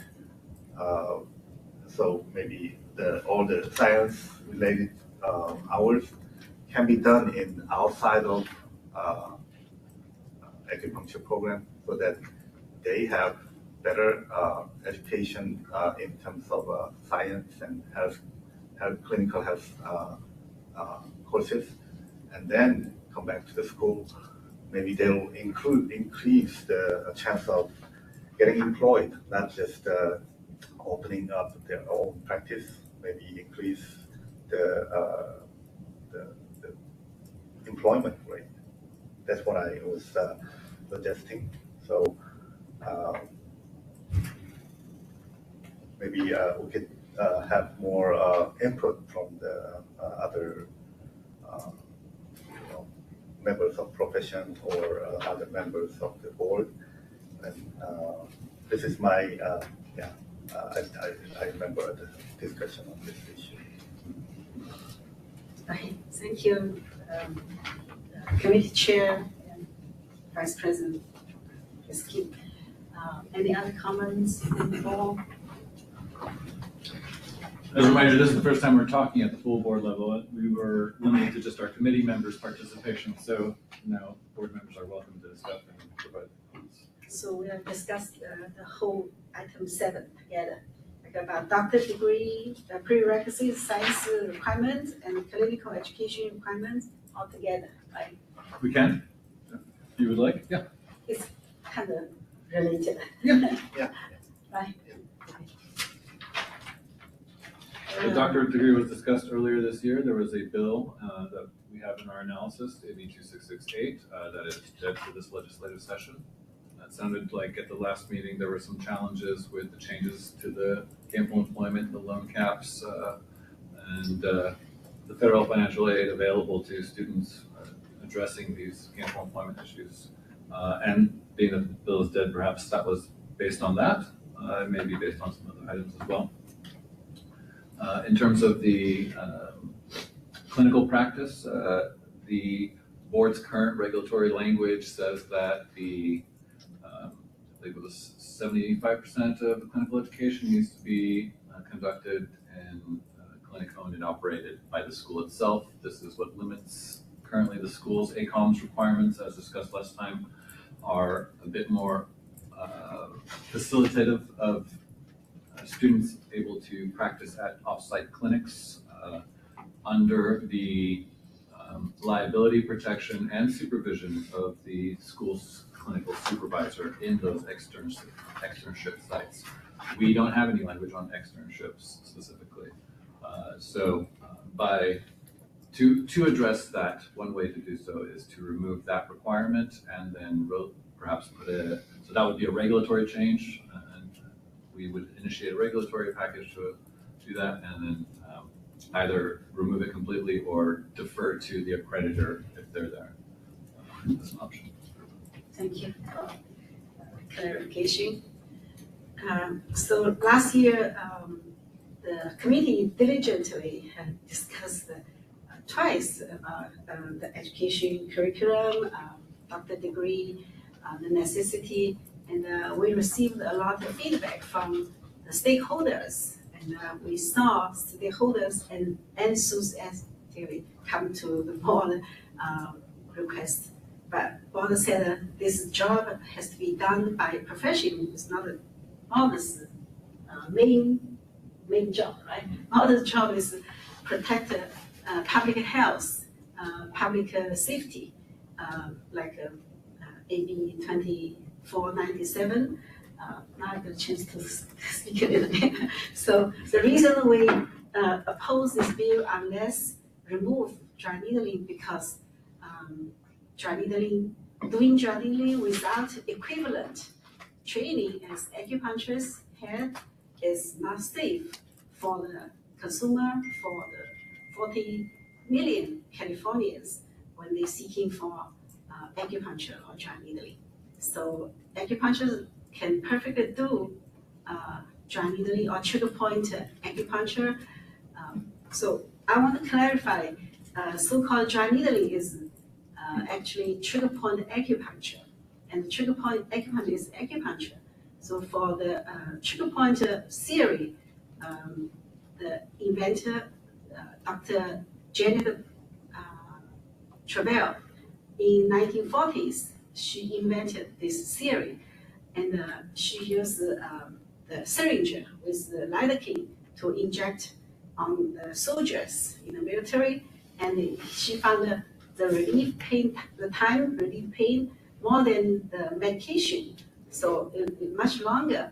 And then she used saline to inject, the same effect. Then she didn't use anything, just use the needle, the syringe, and the same effect.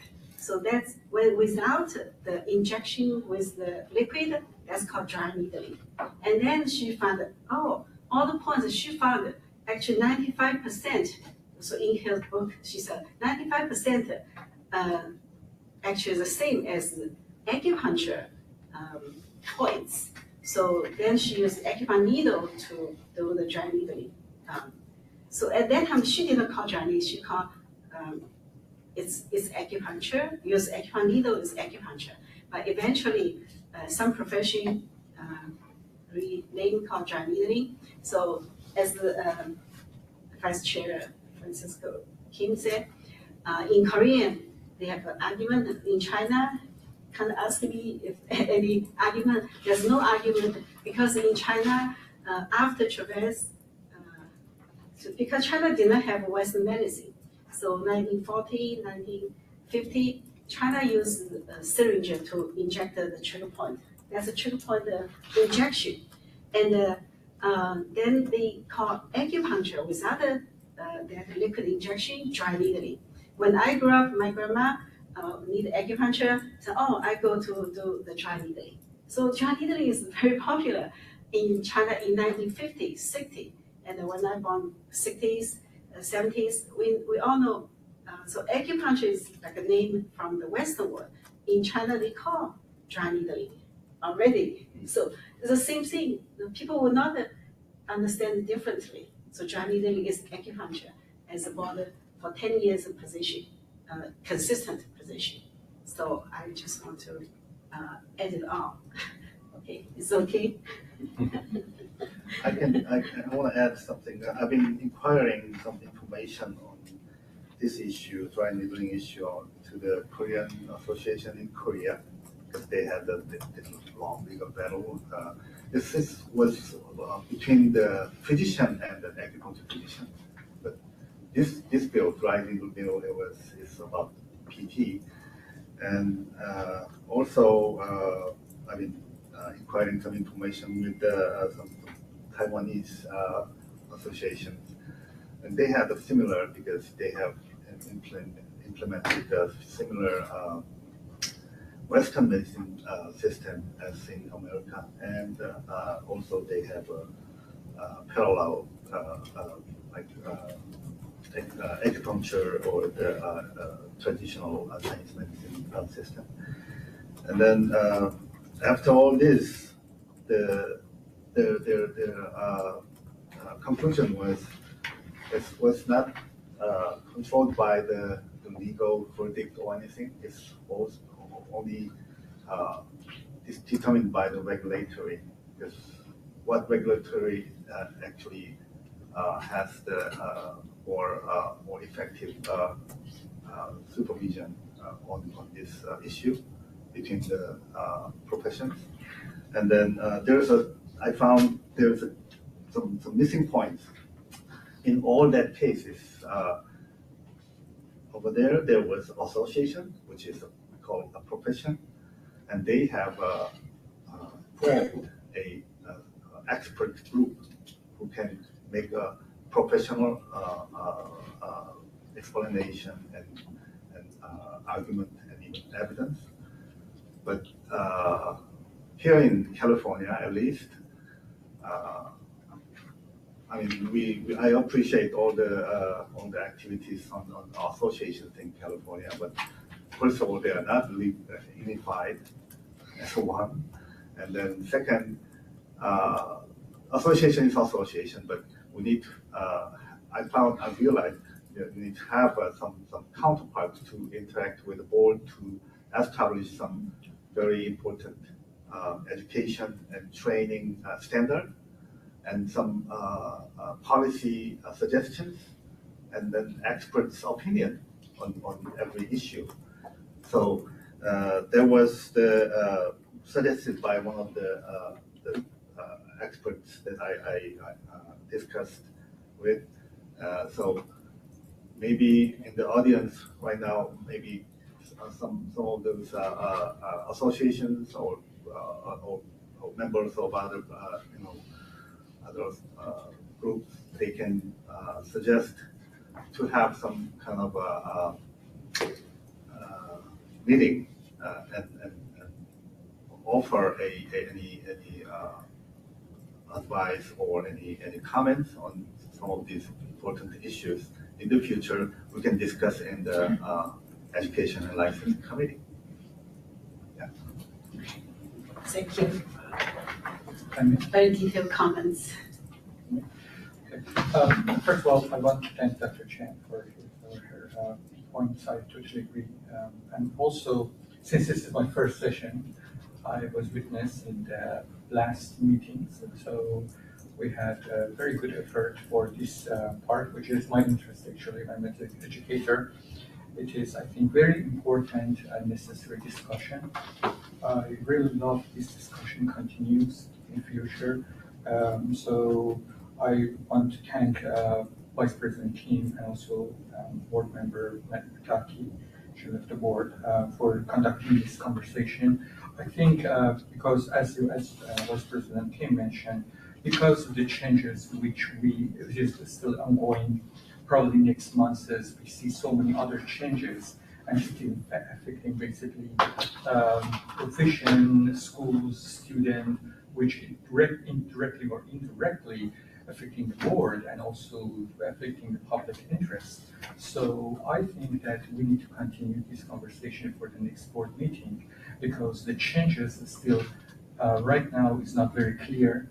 And as mentioned by the ACOM and also Council of Colleges, they're still working on that. So, and I know that there are some cuts in some student loan, Grad Plus was cut, I heard from the schools. So I think it's required that our stakeholders working more with the Acupuncture Board, and and also of course other stakeholders like ACOM, Council of Colleges, and this is because the reason is that so it's affecting basically the services which we needed for the people of California. So so I think Dr. Chen, if you may, I'm suggesting to continue this conversation for the next meeting. But about the detail, my point about still a doctorate degree still has some confusion. The title, maybe we need to work more on this one. I expressed as a public comment in the last meetings. One of the areas I think it seems that needs some probably areas of improvement we can have. We can maybe inviting the schools to help us to tell them what they're thinking about the prerequisite, especially science prerequisite, as Vice President Kim and Member Mataki mentioned before, for the school requirements. So they have some courses like, for example, physics, chemistry, biochemistry, biology, Western medical terminology, and even Chinese literature, Chinese terminology. Maybe we can have, maybe they stakeholder tell us some changes. We're not sure. Maybe we can consider. So opening the door for the conversation can help us for the educational requirement and also helping us for the helping to boosting the basically the profession. And the last one point here I have very concern about the clinical competencies. I think this is an area that basically profession stakeholders should work on that. So for the educational purposes, and we need to hear from them what schools they're thinking, and also Council of Colleges and ACOM. This is my comment to leave the door open for them to, and schools, encouraging the schools to work with us and give us a comment. Thank you so much. Thank you, Dr. Lee, for your expertise. The door is wide open. Yeah. So keep open the door. Thank you. Okay, yeah, encourage the association of schools, especially schools. I hope the schools listening and give your comments based on your understanding your school situation. So to the board meeting, so everybody can hear, the stakeholder can hear, board member to inform all board members. I have a quick question. Are you still on dean of the school that you're working on? I was previously, Previous, but not anymore. clinical, not anymore. Okay. More comments? Okay. We open comment.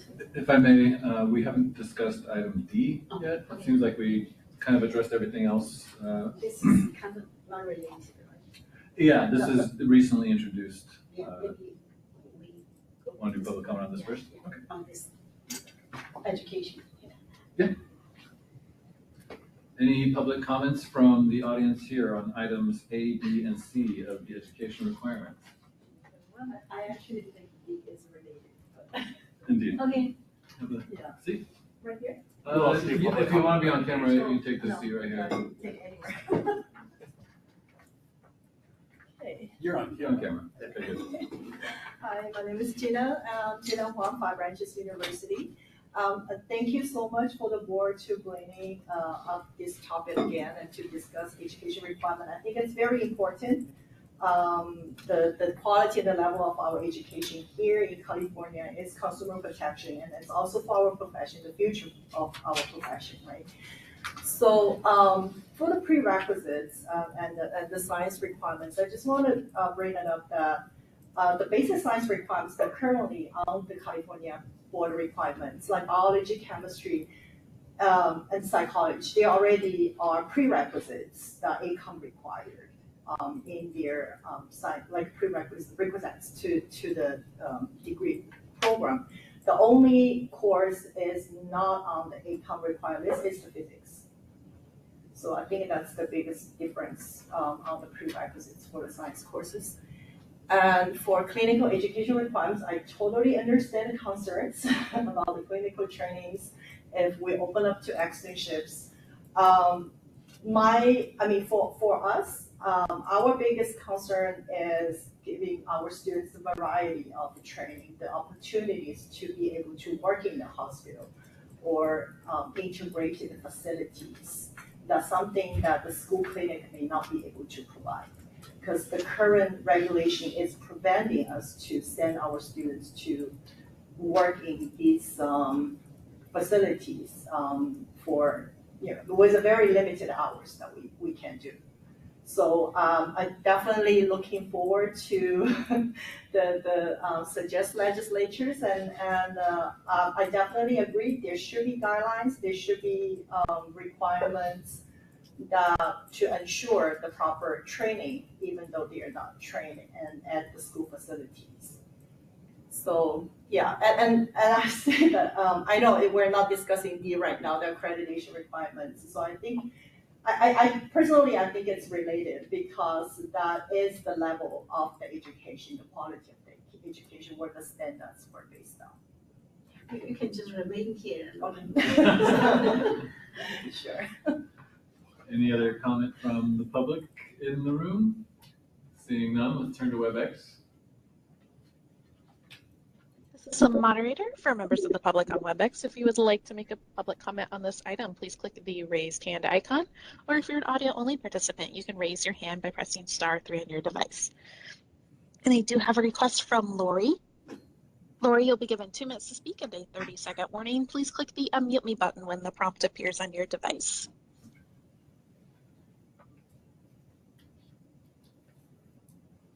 My name is Lori. I finished my doctoral program and master's program at the American College of Traditional Chinese Medicine before, because of financial difficulties and keeping a school going in San Francisco and keeping staff paid at a decent wage. It was impossible to keep it going. But one of the things that I did notice was in the integrative care area, the school was so busy trying to keep everything balanced and all the classes filled and the bills paid for the electricity and all that. But there's a missing link in that many times we tried to get a program over at UCSF. We did get a CPMC Sutter program together at the rehab department, which I did 2 shifts there on two different semesters.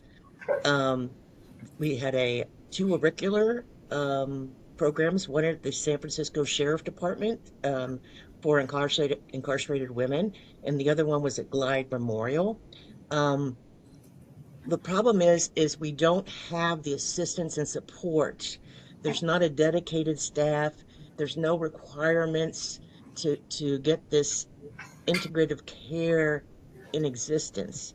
So what happens is somebody's given the task to go out and 30 talk to seconds. UCSF and try to get them coordinated with us to get us in the house. And it's really impossible with the current staffing. So I wish you guys would help in some way. Thank you. Thank you for comments. All right, this is the moderator. I next have Jenny Yu, and Jenny, you'll be given 2 minutes to speak and a 30-second warning. Please click the unmute me button when the prompt appears on your device.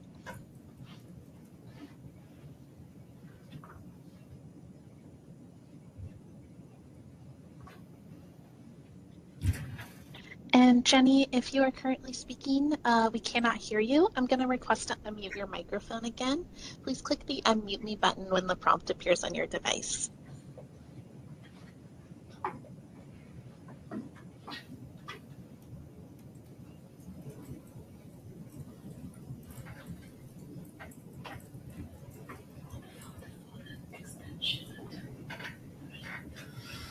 And this is the moderator. Yes, now we can hear you. Oh, thank you. Good morning, CAB members. This is Jenny Yu. I am from Southern California University of Health Sciences, and I thank you all for your time to discuss very important situations that we are facing with our education and our profession. So I would like to piggyback on Gina's comment that currently among all the prerequisites, physics is the only course that is not an ACOM required course. And so I know this discussion have been discussed in the past, and I would like to seek recommendation and a consideration for the board to consider eliminating this course for the students. It's very difficult for students they're going through a very difficult time. And so one less course for them to take would definitely help them. And the second is regarding the clinical for acupuncture students to be working in a clinical setting such as a hospital.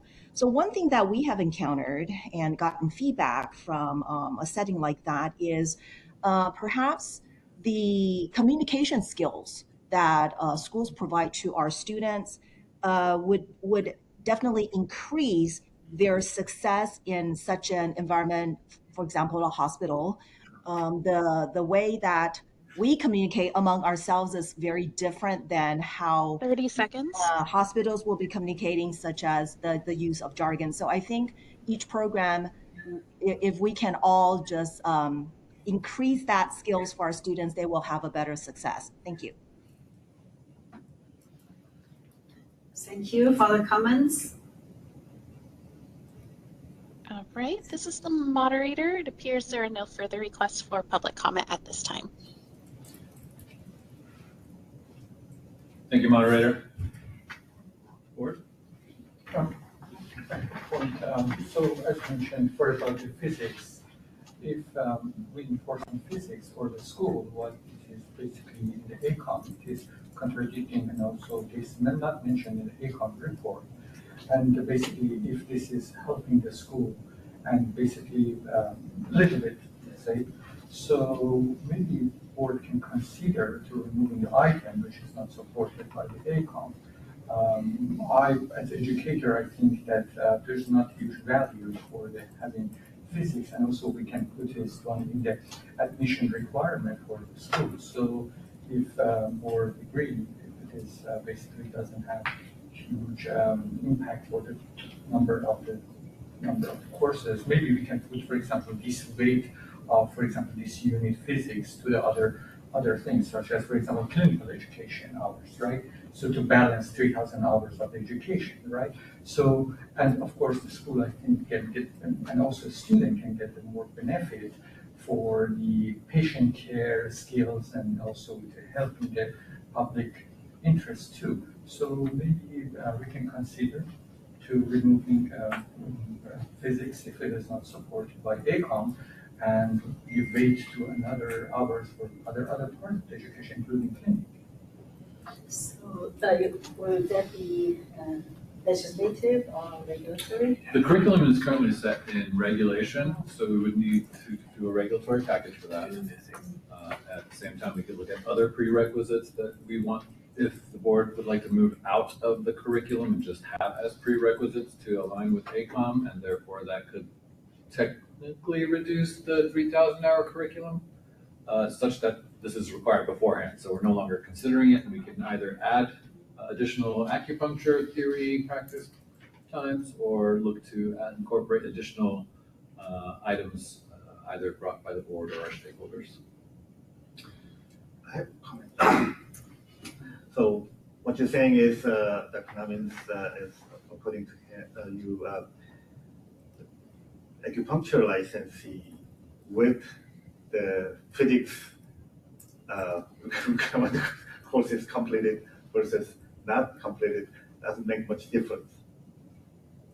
But what I see is here, when I'm actually working with a PT right now, and then I see there is a big difference between the employment is they go to high school here, and then after that, they go to the college, they do all the undergraduate requirements for the career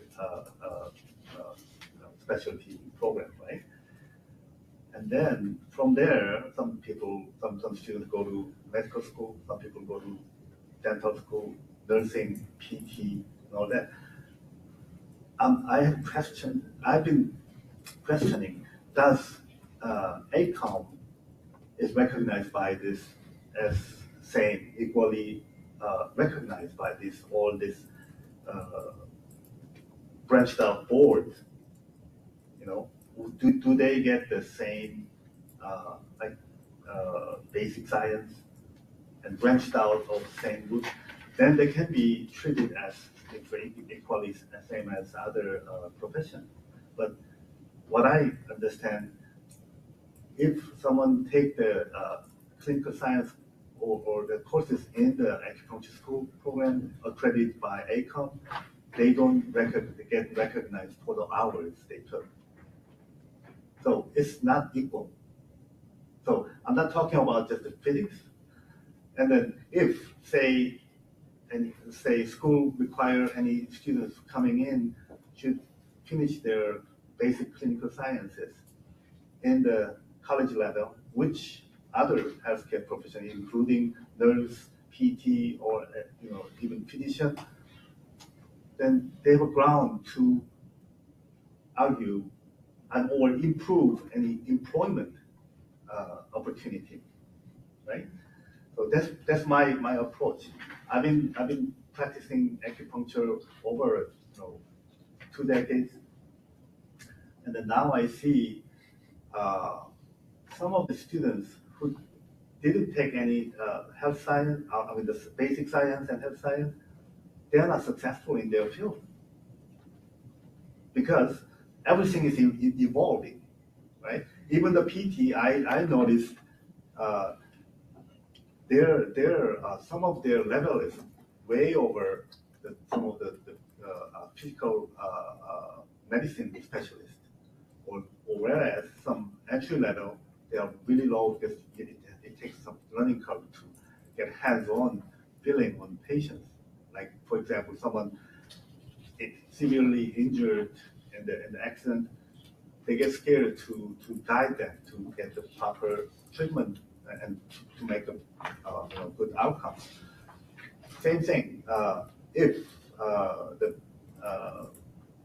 any acupuncture students already took all these requirements and they're more focused on higher level education, then they will have better chance to succeed or get employed by hospitals. There's a big difference between the physical therapist versus acupuncturist. I compared the average salary. It's because they are like the other nurses, they're hired by the hospitals, but not the acupuncturist. Why? Because they don't see the common ground. They are not comfortable. Like medical community see that, oh, you took all the health science where, and they are not coming from the same root. So that's what I see as a connecting gainful employment versus prerequisite science requirements. There will be a big difference. Of course, it will be very challenging. When I was with the 5 branches, maybe 10 decades ago, they were trying to do at first professional doctorate degree. It wasn't successful because you have to understand for those applicants or students, when you're putting your time and energy and money into one program, you want to see the rock solid future. But at that time, they didn't. Even I recommend, some of the young graduates recommend going to the acupuncture profession. They're not sure. Why? Because they don't have good future in terms of employment. So my idea is, if we I'm not saying required, but have open a pathway for those who already finished their prerequisites, with all the requirements in a college level. I think they have a better future, and then you can show other applicants in the future that, oh, this profession is promising, and in terms of the understanding the high level treatment protocol or technique, I think that they can perform better than those who didn't go through the basic clinical sciences and all the requirements. That's my position on this. Yeah, thank you. Thank you for both of you for detailed comments. Thank you for mentioning this physical. We need physical, or we don't need physics. So compare. It's very controversial for what I heard from everybody. Why not a school like your CCOM? CCOM's one of the function would be like discussed of the base, right? Is necessary or not necessary? So we only heard schools today. 2 schools come to the board meeting, but I like to hear all the schools. If possible, you organize it and have like a unified suggestion and a reasoning, right? Rationale. Why physics? Why not physics? And pro and con. So board will be more informed, because we cannot do all those research. But maybe CCOM can do some research. Give us. I mean, CCOM, not all the CCOM members are California board approval schools. Oh, California has CCOM, right? No, it's the national. I mean, it's a national, national but California has like a California group. We have a committee. We call it a ad hoc. Committee. California committee. Yes. Can do the job. So, because physics is only a California board requirement. And like I said, biology, chemistry, psychology, there are prerequisites in ACOM, which actually beat, what Dr. Kim said, because they are taking biology, chemistry, and physics, psychology in community college or, like a bachelor degree, state level college for those courses. And the matter of the transfer is because most of the acupuncture schools were on a different accreditation level. We're on national accreditation level. And all the, like the community college or state or UC, they are on regional accreditation levels. So that between two different accreditation levels, it's very hard to transfer. And even they are on the same regional accreditation levels, there are still schools who will refuse to transfer. They can pick what course that they accept to transfer credits. Yeah. So this is because the unique character of this profession. We don't have a united standard, national standard. That's the problem. So through your efforts, the school unification, so I believe we can someday we can get agreement. Then board can make a decision, right, to remove the physics or not. Give the reasons. Okay. But thank you for mentioning that. So for me personally, from clinical, if we have a limited time, I think Dean Jenny Yu mentioned communication skill will help clinical hospital setting. I think this is more practical. If choice for me, if I'm a student, ask me, I prefer the clinical skill instead of physics. The system is so complex and also so volatile this day. So it's difficult for board to make decision today to remove keep. So I hope you understand. Yes. But another point about the 25% of the restriction for externship, we have been talking maybe over a year, right?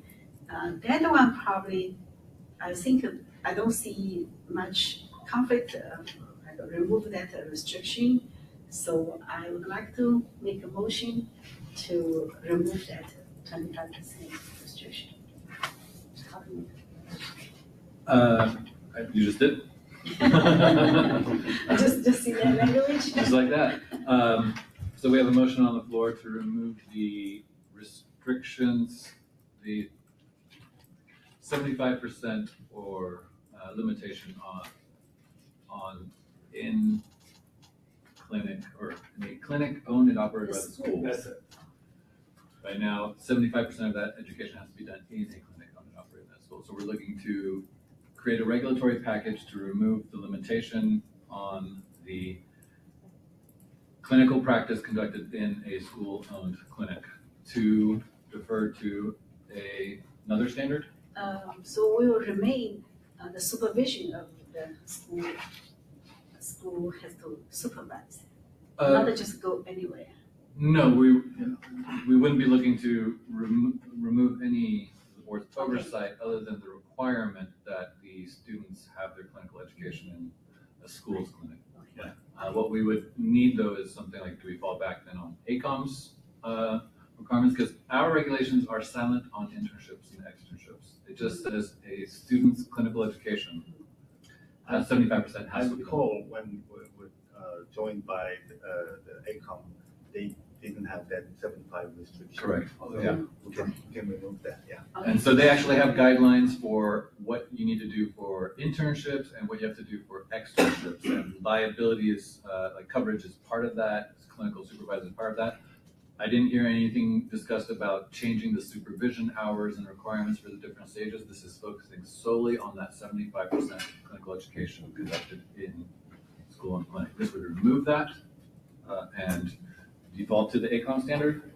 Yeah. President Chen, would you want to give the staff more flexibility there, or do you want it specifically going to the ACOM standard? Maybe we Give a go little. for, because we don't know ACOM. They said next year maybe we don't have federal fund. So maybe flexibility. So I agree. maybe, and Stephen jump I in agree. here as needed. Let's maybe have you amend the motion to, give me 1 second to think through a possible motion.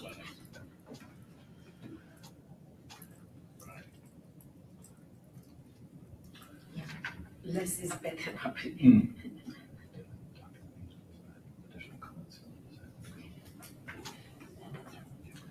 Since we're looking to craft the motion language, are we still in motion time right now, or can we have the board? Oh, yeah, discuss? we can keep talking. Okay. So, I might have you amend the motion eventually. Any other board members have comments on? No? Okay. Since the motion is on the floor for A, B, and C, or the clinical education, probably. We don't have a motion yet. So. Yeah, give me 1 second to think through a possible thing. Take your time. I don't want to disrupt legal counsel. Oh, he's quick. Oh, if you like, we can take a 10-minute break here. Oh, okay, for bathroom purpose. Yeah, actually, well then, before we do that, President Trump, just retract your previous motion, and then we can come back and you will just reintroduce the motion again. Oh, okay. So just say, I move to retract. Okay. I retract my previous Then I motion. read it. What's your rule? Great, and I'll work on that for a few minutes. Okay, motion retracted. We break for 15 minutes. 15. Return at 12:35. 15, then you can get a lunch, right? No, people should not go get lunch. We're close to the end. We have like just Yeah. 3 more items after this. Yeah, I know. And then you want to just come in and help me kind of figure out what you need. So back at 12:35? Yep. Okay. Thank you, moderator. 15 minutes, everybody. Yep.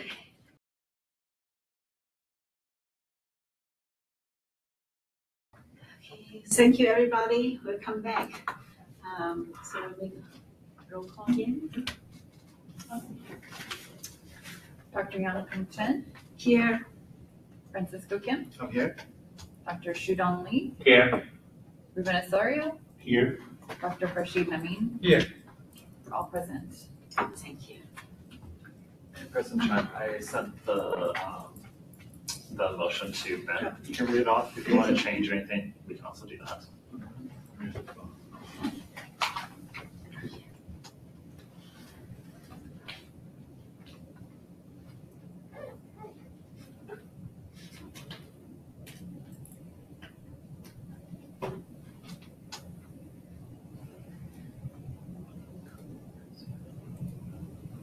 Okay, seems good. Want to read it? Yeah. Okay, so I move to direct the staff to explore and develop a possible regulatory package that removes the in-school clinic requirement of 75% and include possible alternatives. We have a motion on the floor. I second. We have a second. You cannot direct yourself. That's true. Open it up to public comment. Any comment in the room? Seeing none? Hold on.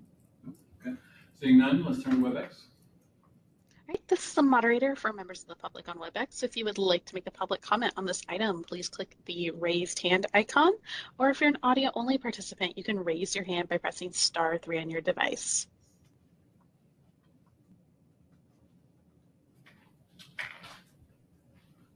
All right, and it appears there are no, oh, I apologize. We do have a request for public comment. A request from Lori. Lori, you'll be given 2 minutes to speak and a 30-second warning. 1 moment. All right, please click the unmute me button when the prompt appears on your device. Lori Gaddis, DA. I would really appreciate if you could expand that to include other ACOM standards to study and compare what currently is the standard for ACOM versus California, since California's rules are very prescriptive. And the schools have not just been pushing for this particular change, they've also been asking the board to look at this more broadly. That's my comment. Thank you. Thank you for your comments.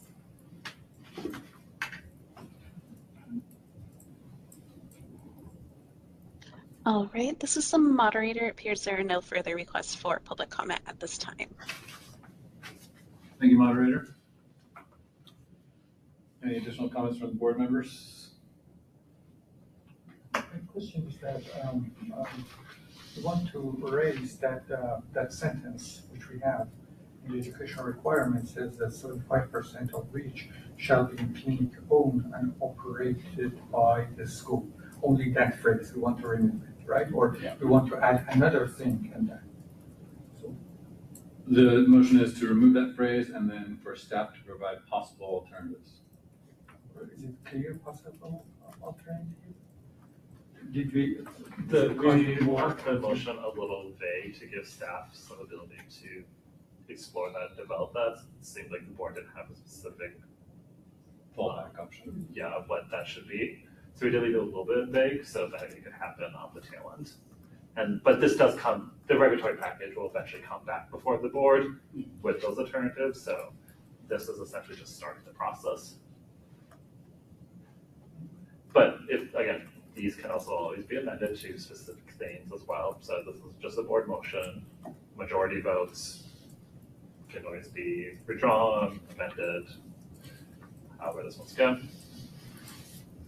My question is about the alternative, because we define the alternative, is it causing more workload to the California Acupuncture Board and staff? So because this vague, still vague, is causing confusion for the California Acupuncture Board. What do you think about that? I think we're pretty clear as to what we're looking for in terms of staff, what I'd be directing staff to look into. We are looking for what is the best line to draw, right? Like standards must be at least this high kind of approach. So if we are given the leeway to look for possible alternatives, I'd already suggested just defaulting to ACOMs, but we could provide a sentence saying the board defers to ACOM's requirements on how to run a clinic. And so that would be kind of the language we'd be seeking to provide the board. Any other questions or comments from board members? Okay, see none. Your roll call. Dr. Yang-Ting Chen, Yes. Francisco Kim, Yes. Dr. Shudong Lee, Yes. Lumina Soria, Yes. Dr. Rashid Mani, Yes. and the motion passes.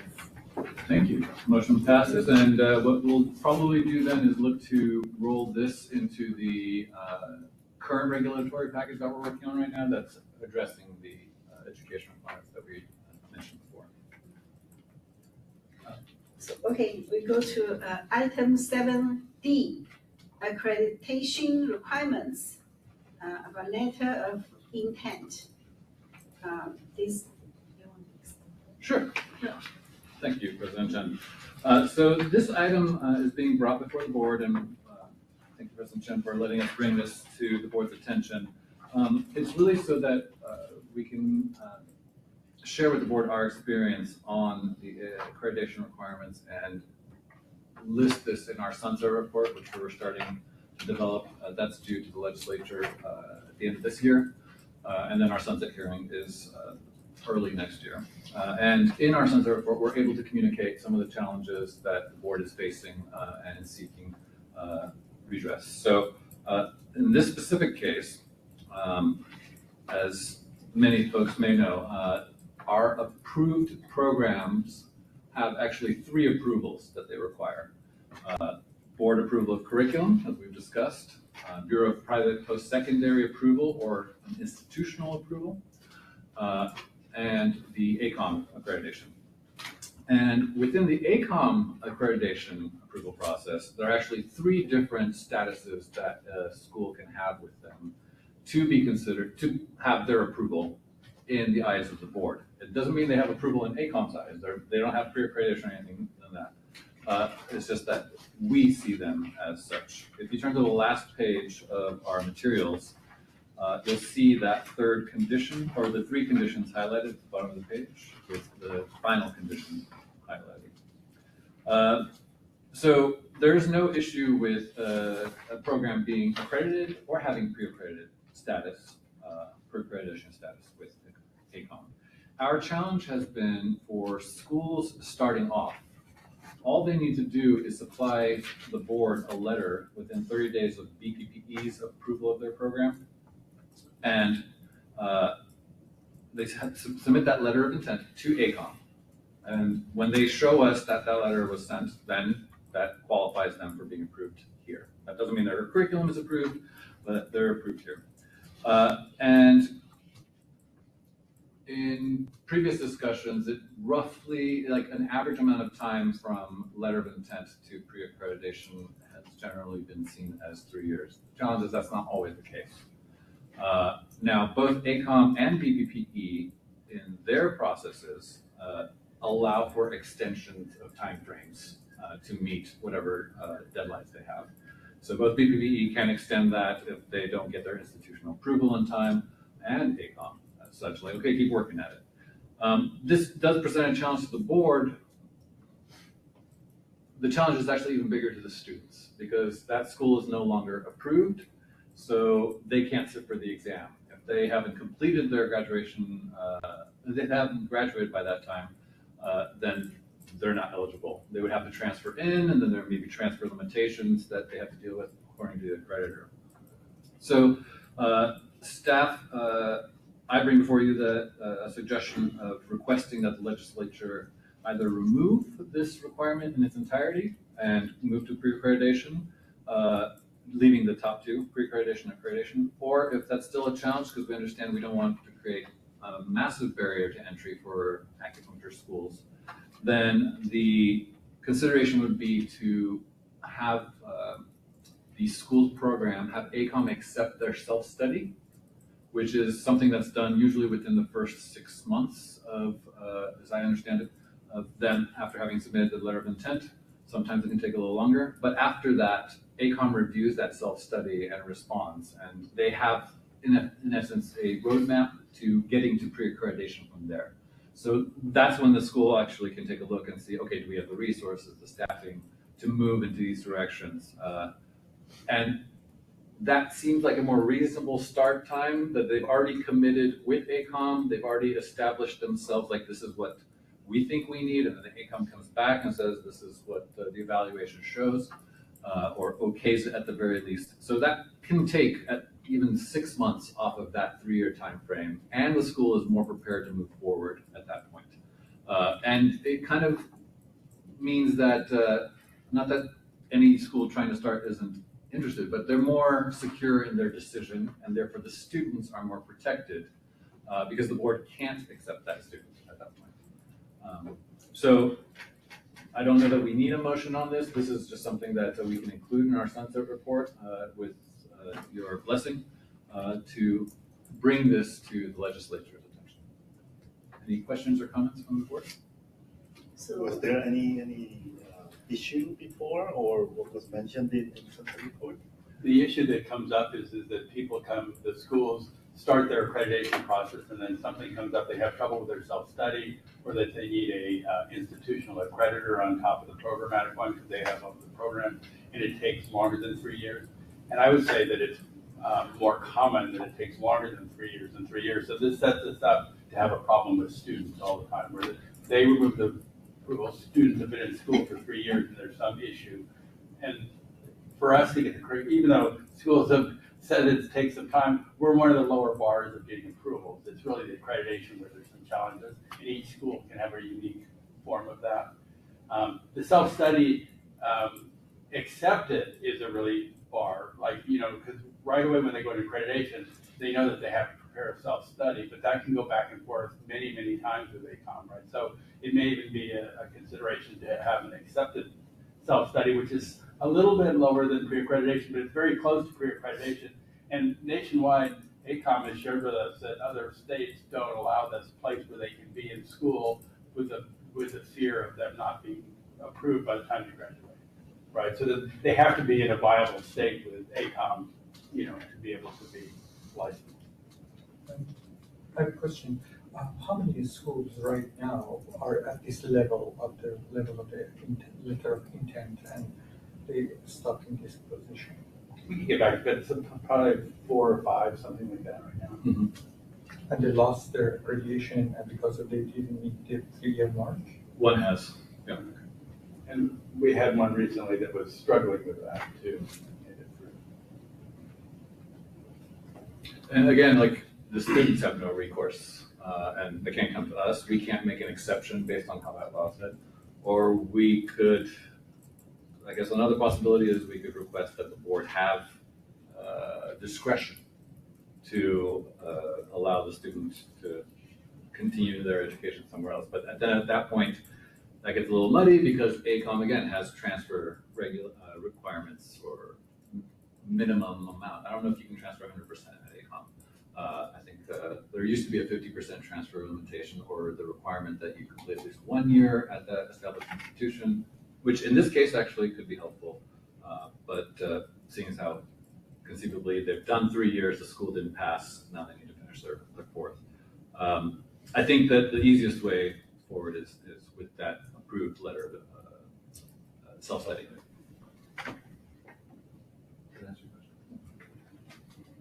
Any other questions or comments from the board? So right now, this letter of intent, this regulation, right? Regulation? A statute. A statute. Just a statute. Oh, so if we change the statute, we cannot vote today. Correct. And But we can vote to or agree to that this is an issue that the board would like to present to the legislature. So statutory change, we'll have to have an offer. Because I think Ben has already identified that he's planning on including this in you guys' sunset report as an area of the legislature to look at when the board goes through sunsets.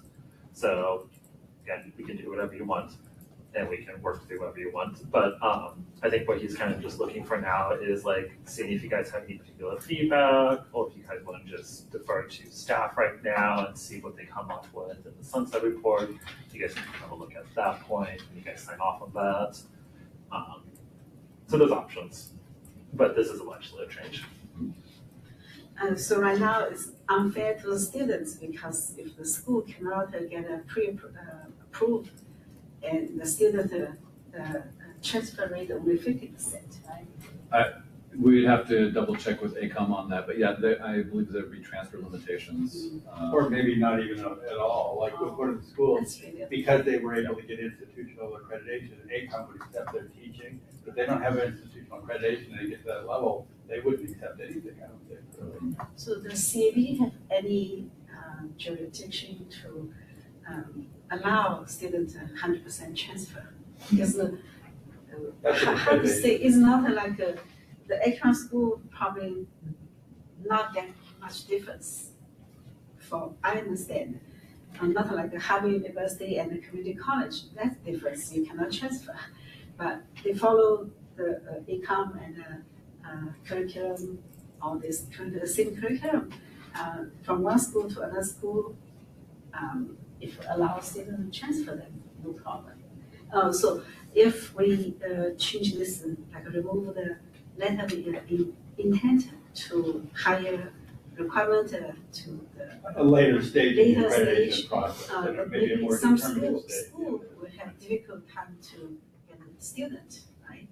Because the schools, right now, as long as submit the letter of intent, they can student come in, enroll. So the student enroll probably will be lower if we change that to the pre-approved accreditation. It'd be way lower risk to the students too in terms of completion of the program. So it's between benefit to the student and benefit to the school.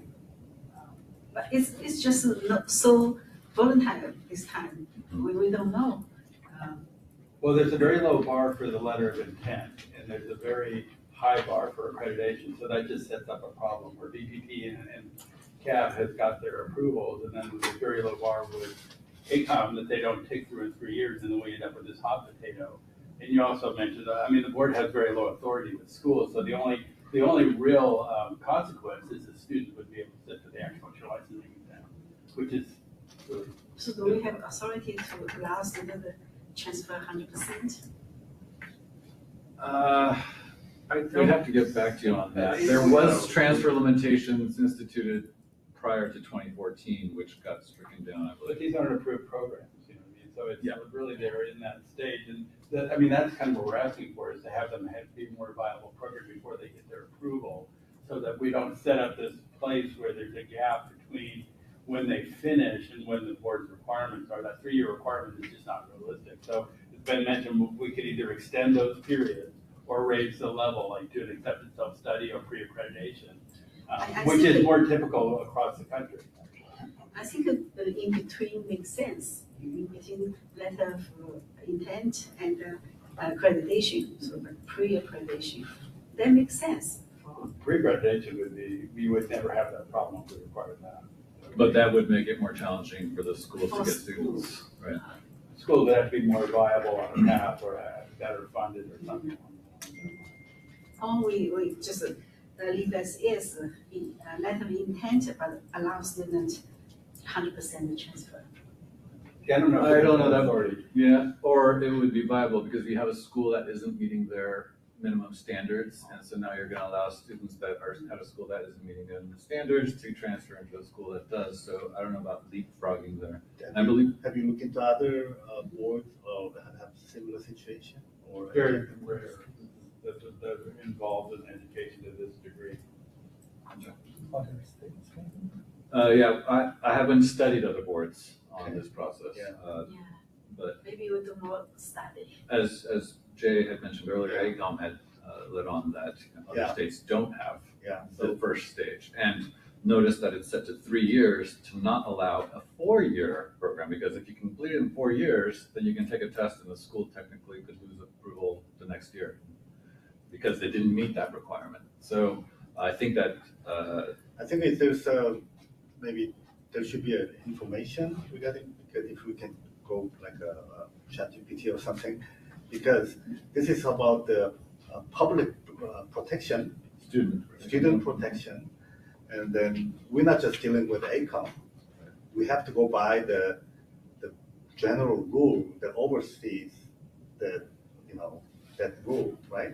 So we can come up with some kind of a more reasonable for the applicants or students, and being more of working with the accreditor regulation too.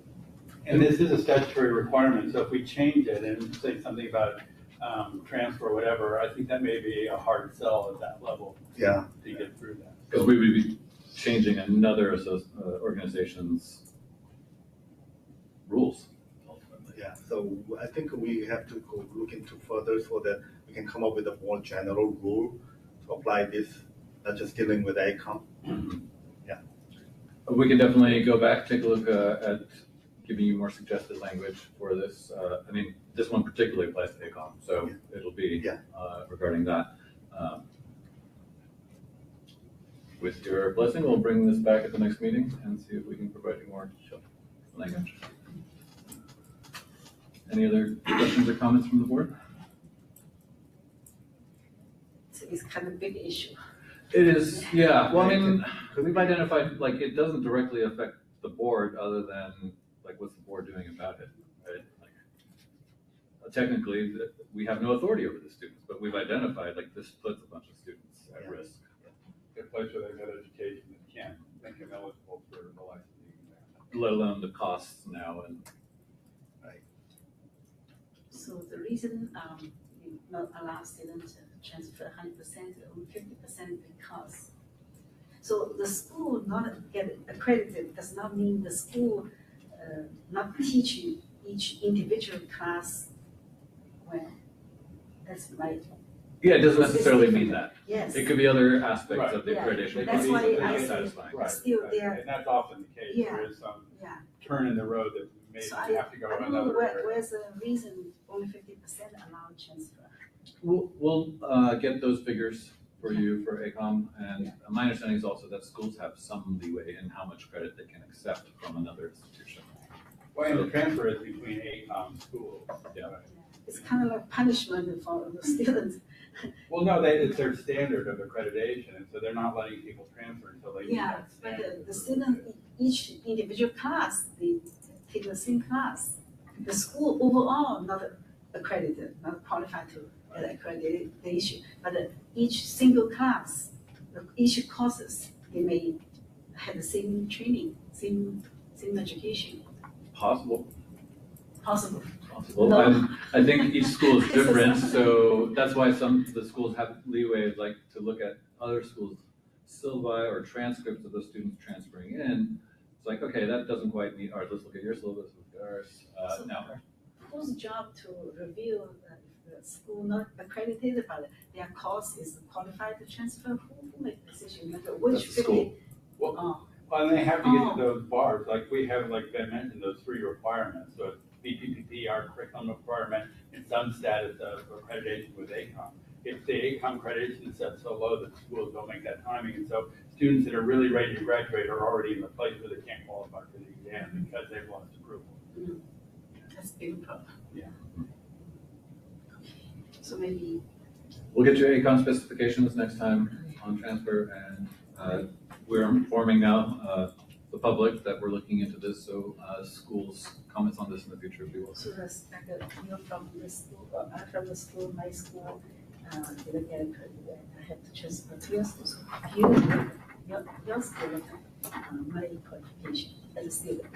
Yes, and in those situations, there is also the possibility of a teach out, which ACOM would accept because that school's closing down. Now, the question is maybe some students will leave before the teach out is arranged, or they don't want to go to the teach out location. So there are challenges in that aspect as well. And that's another question. Do you teach out of school that's not accredited? Like, do they have to be an accredited program before they can be taught out, right? Mm-hmm. They have to be viable for that. Yeah, because if they haven't met even pre-accreditation, are they qualified for a teach out? So we'll look into that more and bring that back to the next board meeting. Any other questions or comments? Open please. Any comments from the audience in the room? Yes, please.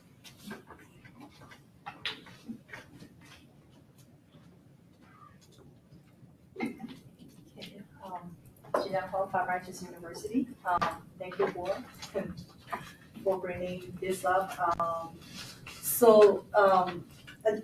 For accredited institution, that we do have issues. We have students coming to us and say that I would like to transfer from another program, and a lot of time when the program is not in any of the status of accreditations, that we are not able to transfer, even though it is a CAP approved school. The CAP allows 100% transfer, but we can't because there is accreditation policy for us to transfer credits. And sometimes we feel sad for some students that they already finished more than 50% of the program at their school. Because letter of intent is basically that the ACOM goes to the school and give them accreditation orientation, and then they send a letter to ACOM and say, oh, okay, we're interested to be accredited by your accreditation. So that's the step. But then you do need to, the next step is you have to have a full plan, what we call a self-study. Now, all accredited schools are required to do every several years, and that we have to study if we're meeting all the criteria, so what we are missing, what we need to improve, and then we're bringing the study. So it's a long process, like, and we spend a lot of time on those reports. 30 seconds. Okay, so I just want to say that it is for student protection. I think that, and also that I understand that there are stages set in current CAB requirements, because the CAB used to visit schools, do site visits of the schools. They not only just review the paper curriculums, but CAB does not do that anymore. So I think that there should be a middle ground somewhere to ensure the quality of the new schools. And this is the moderator. The allotted time is up. Thank you, moderator. Thank you, commentator. Any other comments in the room? Seeing none, let's turn to WebEx. All right, this is the moderator for members of the public on WebEx. If you would like to make a public comment on this item, please click the raise hand icon, or if you're an audio only participant, you can raise your hand by pressing *3 on your device. I do have a couple requests for public comment, so go in the order received. First, I have Lori. Lori, you'll be given 2 minutes to speak and a 30-second warning. Please click the unmute me button when the prompt appears on your device.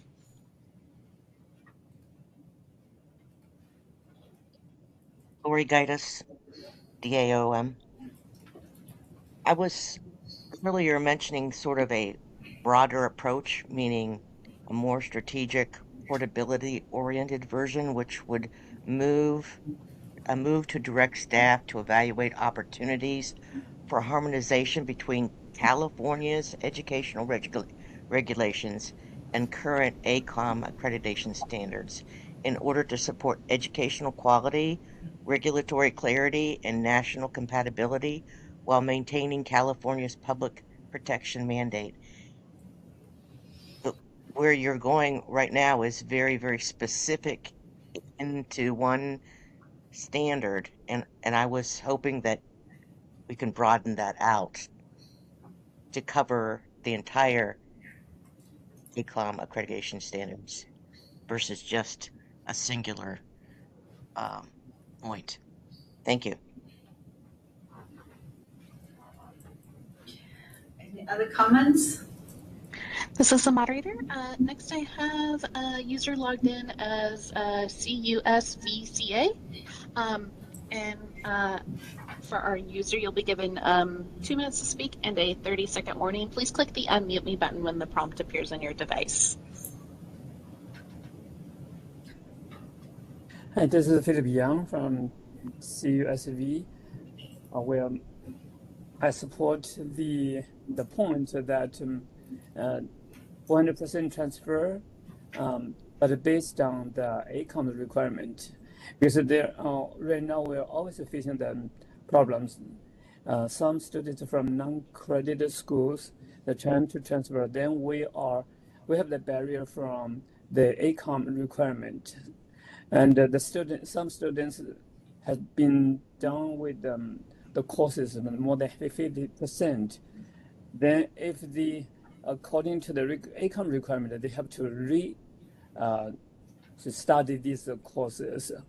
And so if in the very beginning, the CAB's requirements are matched with the ACOM requirement, even for the new schools, and also monitor their teaching of the courses. So this will guarantee that they are qualified with the ACOM requirement so that we can transfer the 100%. Yeah, thank you. Thank you. All right, this is the moderator. Appears there are no further requests for public comment at this time. Thank you, moderator. All right. Thank you, members, for looking at that. No more comments, right? Additional comments.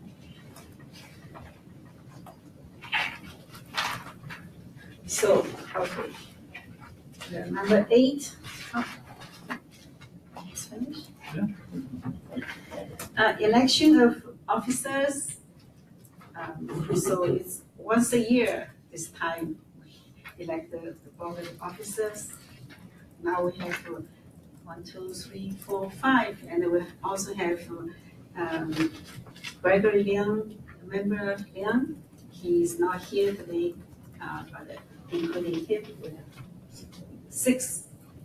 Very good. So anybody can nominate the other member or nominate yourself, right?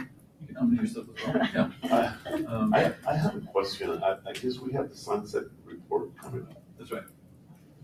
I suggest that if we need the experience for this. If we still leave the same people, the president and the vice president, I don't know what you guys think. Sounds like you're saying a nomination for yeah. president and vice president right now. Yeah, and actually the board several years ago changed and codified in the administrative manual when the election of officers happens, specifically to make sure that we have the leadership that was elected actually sitting at the sunset hearing. It's definitely helpful to have a continuity of leadership. I'm not trying to influence any nominations. Yeah, but I know how hard you guys have worked for and what it takes, and that was my. You've been there? Yeah. I'm like, pros that. Okay, we have a nomination for Yangping Chen as president and a nomination for Francis Kim as vice president. Madam President, do you accept the nomination? I very much appreciate, and I'm willing to continue to serve the board. Can I be the second? Sure. I don't know if we get a motion here, but I think they just have not a motion. We appreciate the enthusiasm. Okay. Yeah. And then, so we have an acceptance of the nomination. We have a nomination for vice president. Francis Kim, do you accept? That's a yes? Yes. Okay. So we have two nominations on the floor. Are there any additional nominations? Hearing none. I'm okay doing this as a slate. So no public comment necessary, no? Let's do public comment. It's always better than not. Okay. Any additional comments from board members before we go to public comment? Nope. Okay. Let's open up to public comment in the room. We have one comment. Please.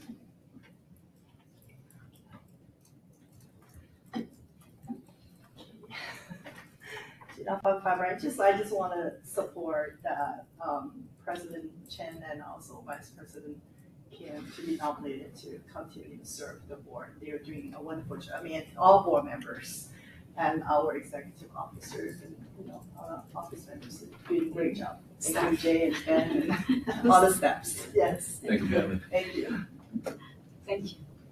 Any additional comments from in the room? Seeing none, let's turn to WebEx. This is the moderator for members of the public on WebEx. If you would like to make a public comment on this item, please click that raise hand icon. Or if you're an audio only participant, you can raise your hand by pressing *3 on your device. All right, and it appears there are no requests for public comment at this time. Thank you, moderator. Let's go ahead and take a vote for the president position to be re-elect Yangping Chen. This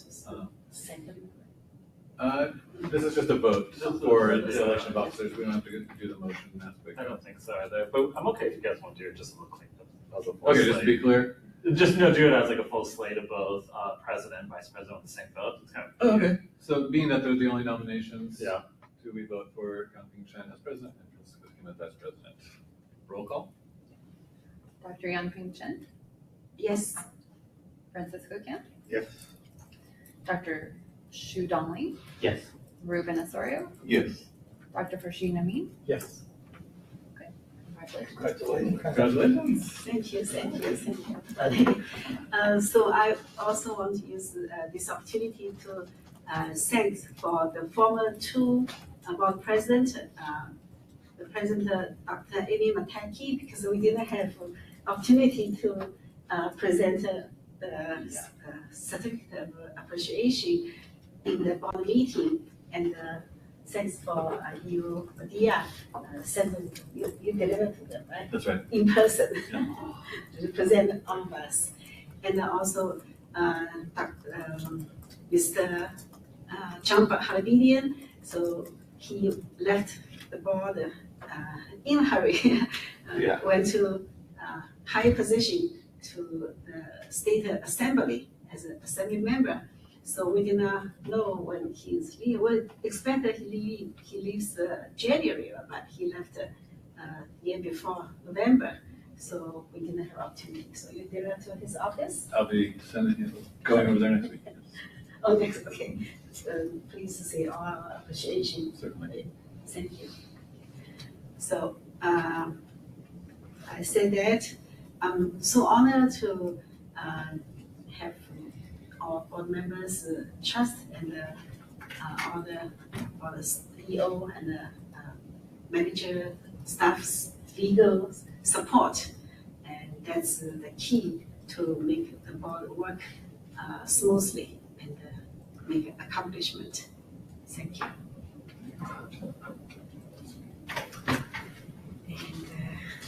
And next, we're very efficient today. Come to item 9, future agenda items. Start with the board members. Are there any items at the moment that you would like the president to consider for future agenda items? A reminder, our administrative manual points out that the president should consider if within holding that issue within 2 meetings or so, if possible. So it won't necessarily grant you that topic the next time around, but it does introduce a time frame for that. Are there any future agenda items currently that haven't been addressed already that the board would like to discuss? We do have a lot to talk about. So we'll start the process of sample review. Yes. Okay. So probably next meeting. Yeah, we'll see how much of a rough draft we can provide for you at the next meeting.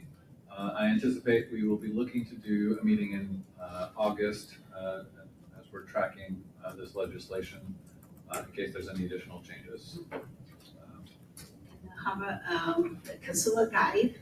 That's So what I was sorry. going to ask. Yeah, I can dive that up. Yeah, as the enforcement committee chair, Mr. Solo started that process. That's right. So we're still waiting for DCA, right? Yeah, we're putting together a list of all of the consumer guides for the committee to review, so they can identify the kind of standard or format they would like the guide to be designed. I think it's for the benefit of both acupuncturists and Thank you, Mr. Thank you. Any other items from the board? Shall we open up to public comment in the room for future agenda items? So we'll just mention a letter of intent or more discussion next time? Yeah. But we already discussed that, so it's not necessary to bring it up again, but yes, we will discuss that. Seeing none in the room, let's turn to WebEx, future agenda items. This is a moderator for members of the public on WebEx. If you would like to make a public comment on this item, please click the raise hand icon, or if you're an audio-only participant, you can raise your hand by pressing star 3 on your device. They do have a request from Lori. Lori, you'll be given 2 minutes to speak and a 30-second warning. Please click the unmute me button when the prompt appears on your device. Ray Gaitis, DACM.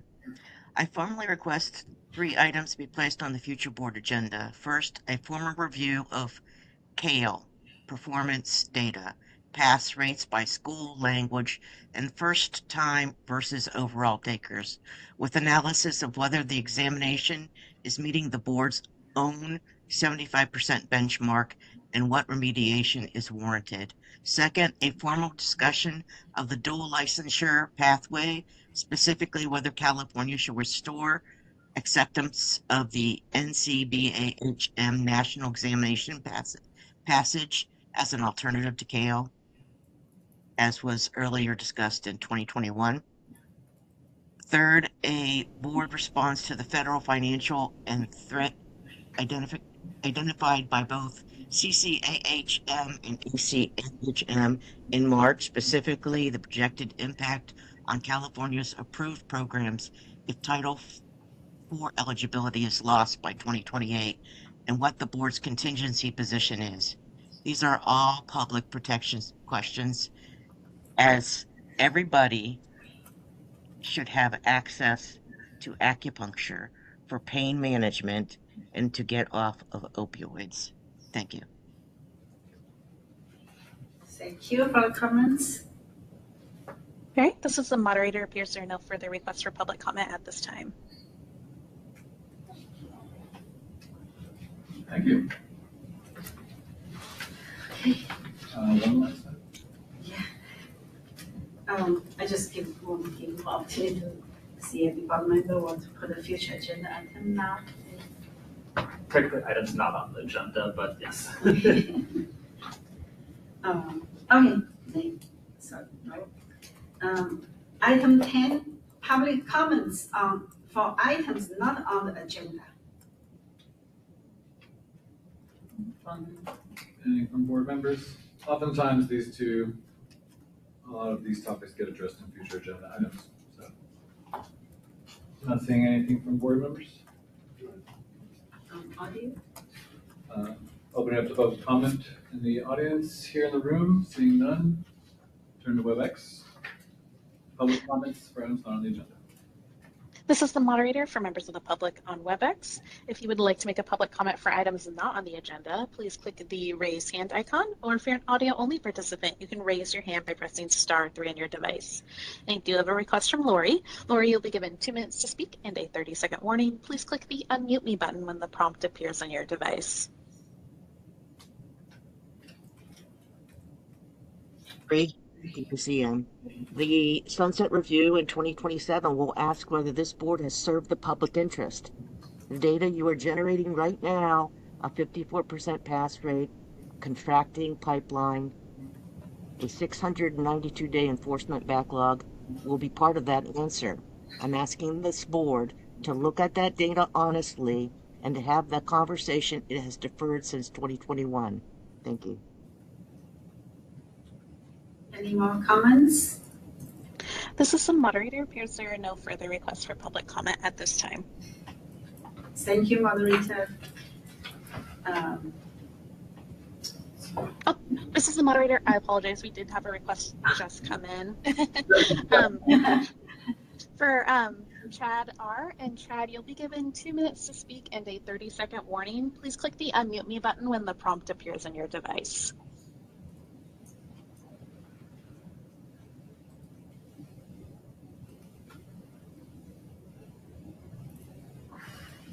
This is the moderator. Chad, if you are speaking, your microphone is still muted. I'm going to request to unmute again. Please click the unmute me button when the prompt appears on your device.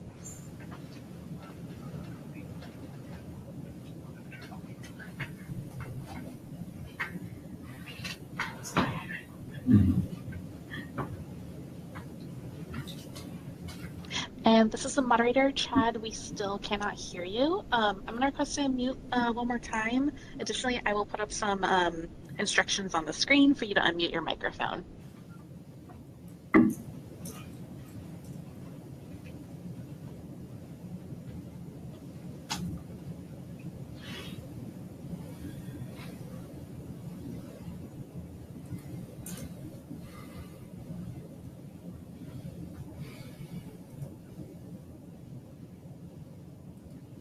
Can you hear me now? Yes, now we can hear you. I was muted on my side. I apologize for the delay. No worries. Okay. I just have a couple of things to mention quickly here. I want to object, first of all, to what happened earlier on today regarding AB 2497. It was taken out of the schedule and voted on very quickly at the beginning before I was able to get online here. I don't know, maybe it was a procedural oopsie that forced it to be voted on, but I feel like there were some discussions that were skipped, and quite irresponsibly, I think. I just want to mention the real issue here with that bill was that the idea of scope creep in the medical profession in general. We're talking about the physical therapy profession, where they're in a very real sense attempting to co-opt medical privileges from other professions without either deserving it or being qualified for it. And very quickly, those other things that should have been discussed are ultrasound, the use of ultrasound equipment without any certification or change to their curriculum. The idea of pharmacology. There's no pharmacology training, and they want to be able to write prescriptions. And also the idea that they want to be take on patients directly without reference, that without any evaluation of their curriculum to see whether they are actually qualified to take on patients without reference from a doctor. Okay, so those are just my objections that I would have brought up earlier. That's all. Thank you very much. Thank you for your comments. All right, this is the moderator. Appears there are no further requests for public comment at this time. Thank you, moderator. So today is very efficient, 1:25. So before we adjourn the meeting, I just give one more opportunity to the board member because the next meeting will be 2 months, 3 months, right? So any item you want to put on the agenda? It's the same. Public comments for item not on. One item I think is causing lots of confusion for the consumers, for the patients, which I see them, and they brought up to our attention that basically there's a phrase mentioned in the Wikipedia, and it's very clearly the first sentences in the Wikipedia. If you Google it, if you search it in the Wikipedia, it says that acupuncture is directly linked to the science and non-scientific base. And this is causing lots of confusion for the patients. And of course, it's not true because acupuncture mentioned in many medical books, including the pain management book, which is the main basically reference book for the MDs who are. I mean, we kind of have to keep this section a little shorter, more just putting it for future agenda items, so not an intense discussion. Yeah, that's my point, if it is possible to deal with that, communicating with them and tell them that this is a regulatory process, if possible. Thank you. So I actually echo that, not just Wikipedia, just look at when I search what is jar needling, what is acupuncture, a lot of misconcepts were present there. But this, I think, profession should do that. It's not about the job, right? Right, Neil? But also, you guys, this is again limited conversation here, not conversation. So that's why we probably cannot agendize in our. But isn't it in the consumer, Consumer guide? Yes, yes. Yes, but we won't be working with Wikipedia on that. But that will help clarify. Yeah. Maybe we can, AI can quote. Good. I saw AI quote acupuncture for the position of Johnny Lilly's acupuncture for the former Thomas language. So we do have some formal official incapacity, but we wait for the consumer guide the next time. And hopefully Sukums, you can join us because from his first term was not a full term. So maybe have another. We'll see see what's going on. Working with the office. So, no more, right? No more. Okay. And then, meeting is adjourned. 128. 128. Thank you, everybody. Thank you, members. All right, this is the moderator. This is the end of the meeting. I will be closing the WebEx now. Thank you.